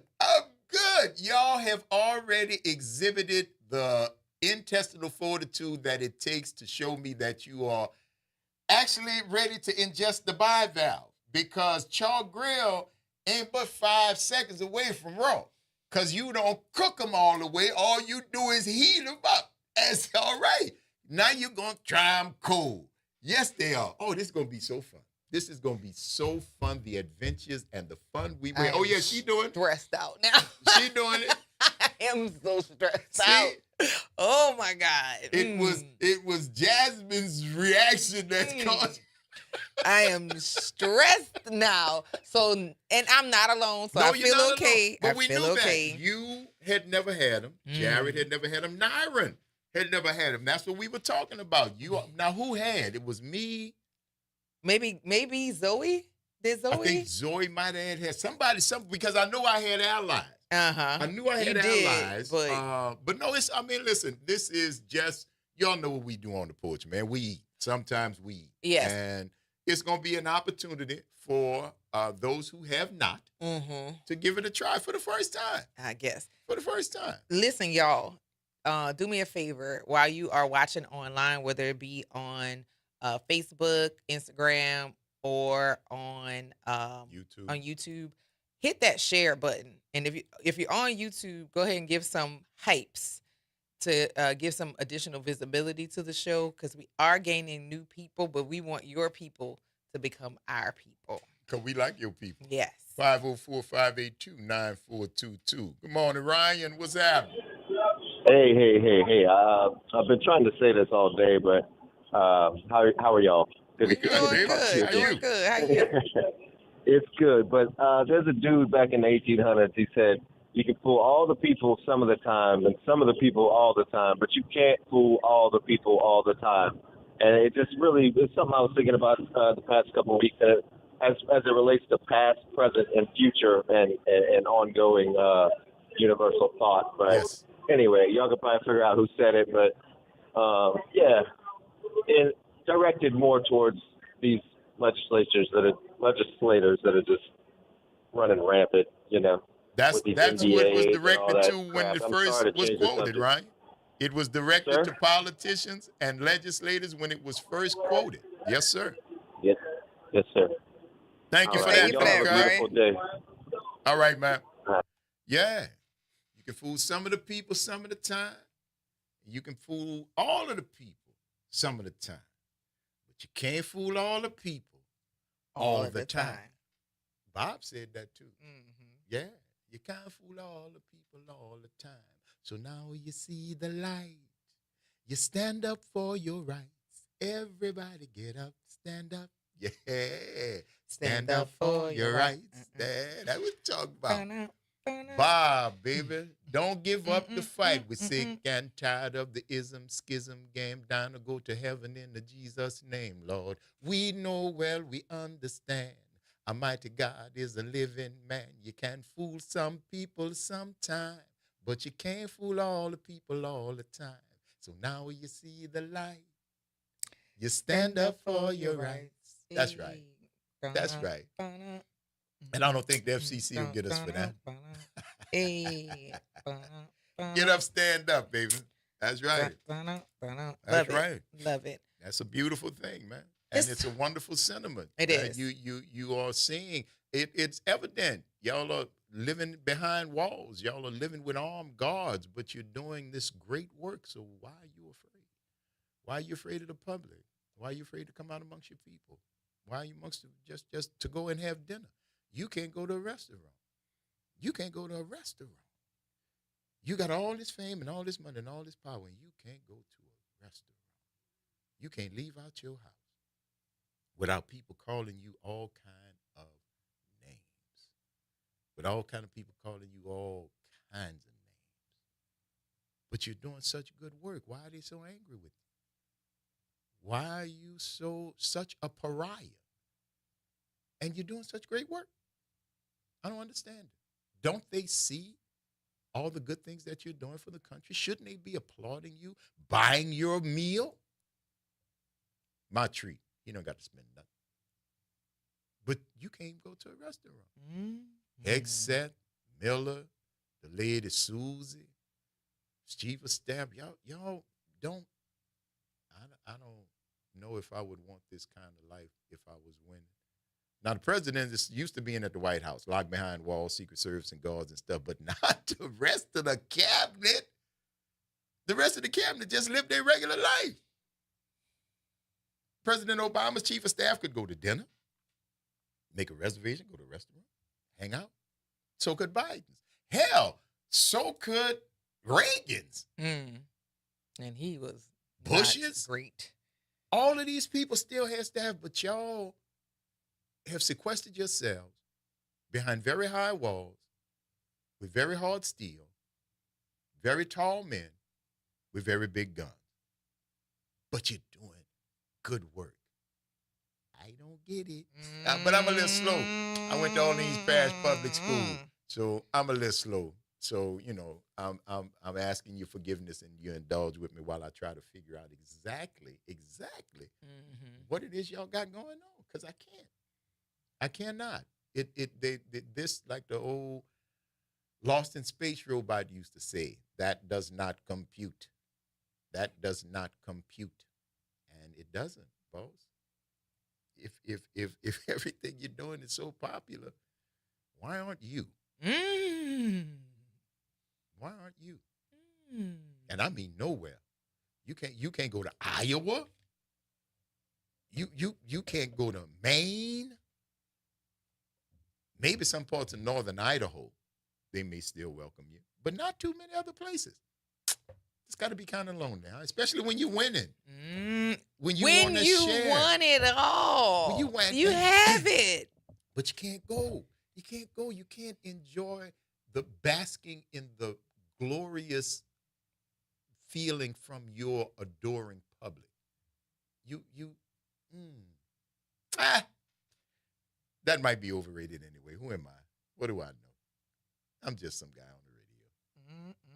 And we want to thank you guys who listen to the radio for giving us 3 hours out of your lives that you'll never get back. And we certainly hope we've given you a little bit of something in return for the investment of your time. I'm your host, Graylin Bryant Banks. And I'm your host, Kimber White Dupree. Take care of yourselves and each other and go see about yourself. That's right. Jared and Jasmine, our future oyster eaters, on the other side of the glass. And we want to ask y'all to practice random acts of kindness. Do something nice for somebody. Yeah, she didn't walk off. She didn't walk off. She said, all the way out the office. I'm gone. Y'all talk about that yourself. She going to be off that day, but we're going to make sure that she's the day that she is here when we bring her. Y'all practice random acts of kindness. Do something nice for somebody just because it's a nice thing to do. Take care of yourselves and each other, and we're going to see y'all on the flip. Bye.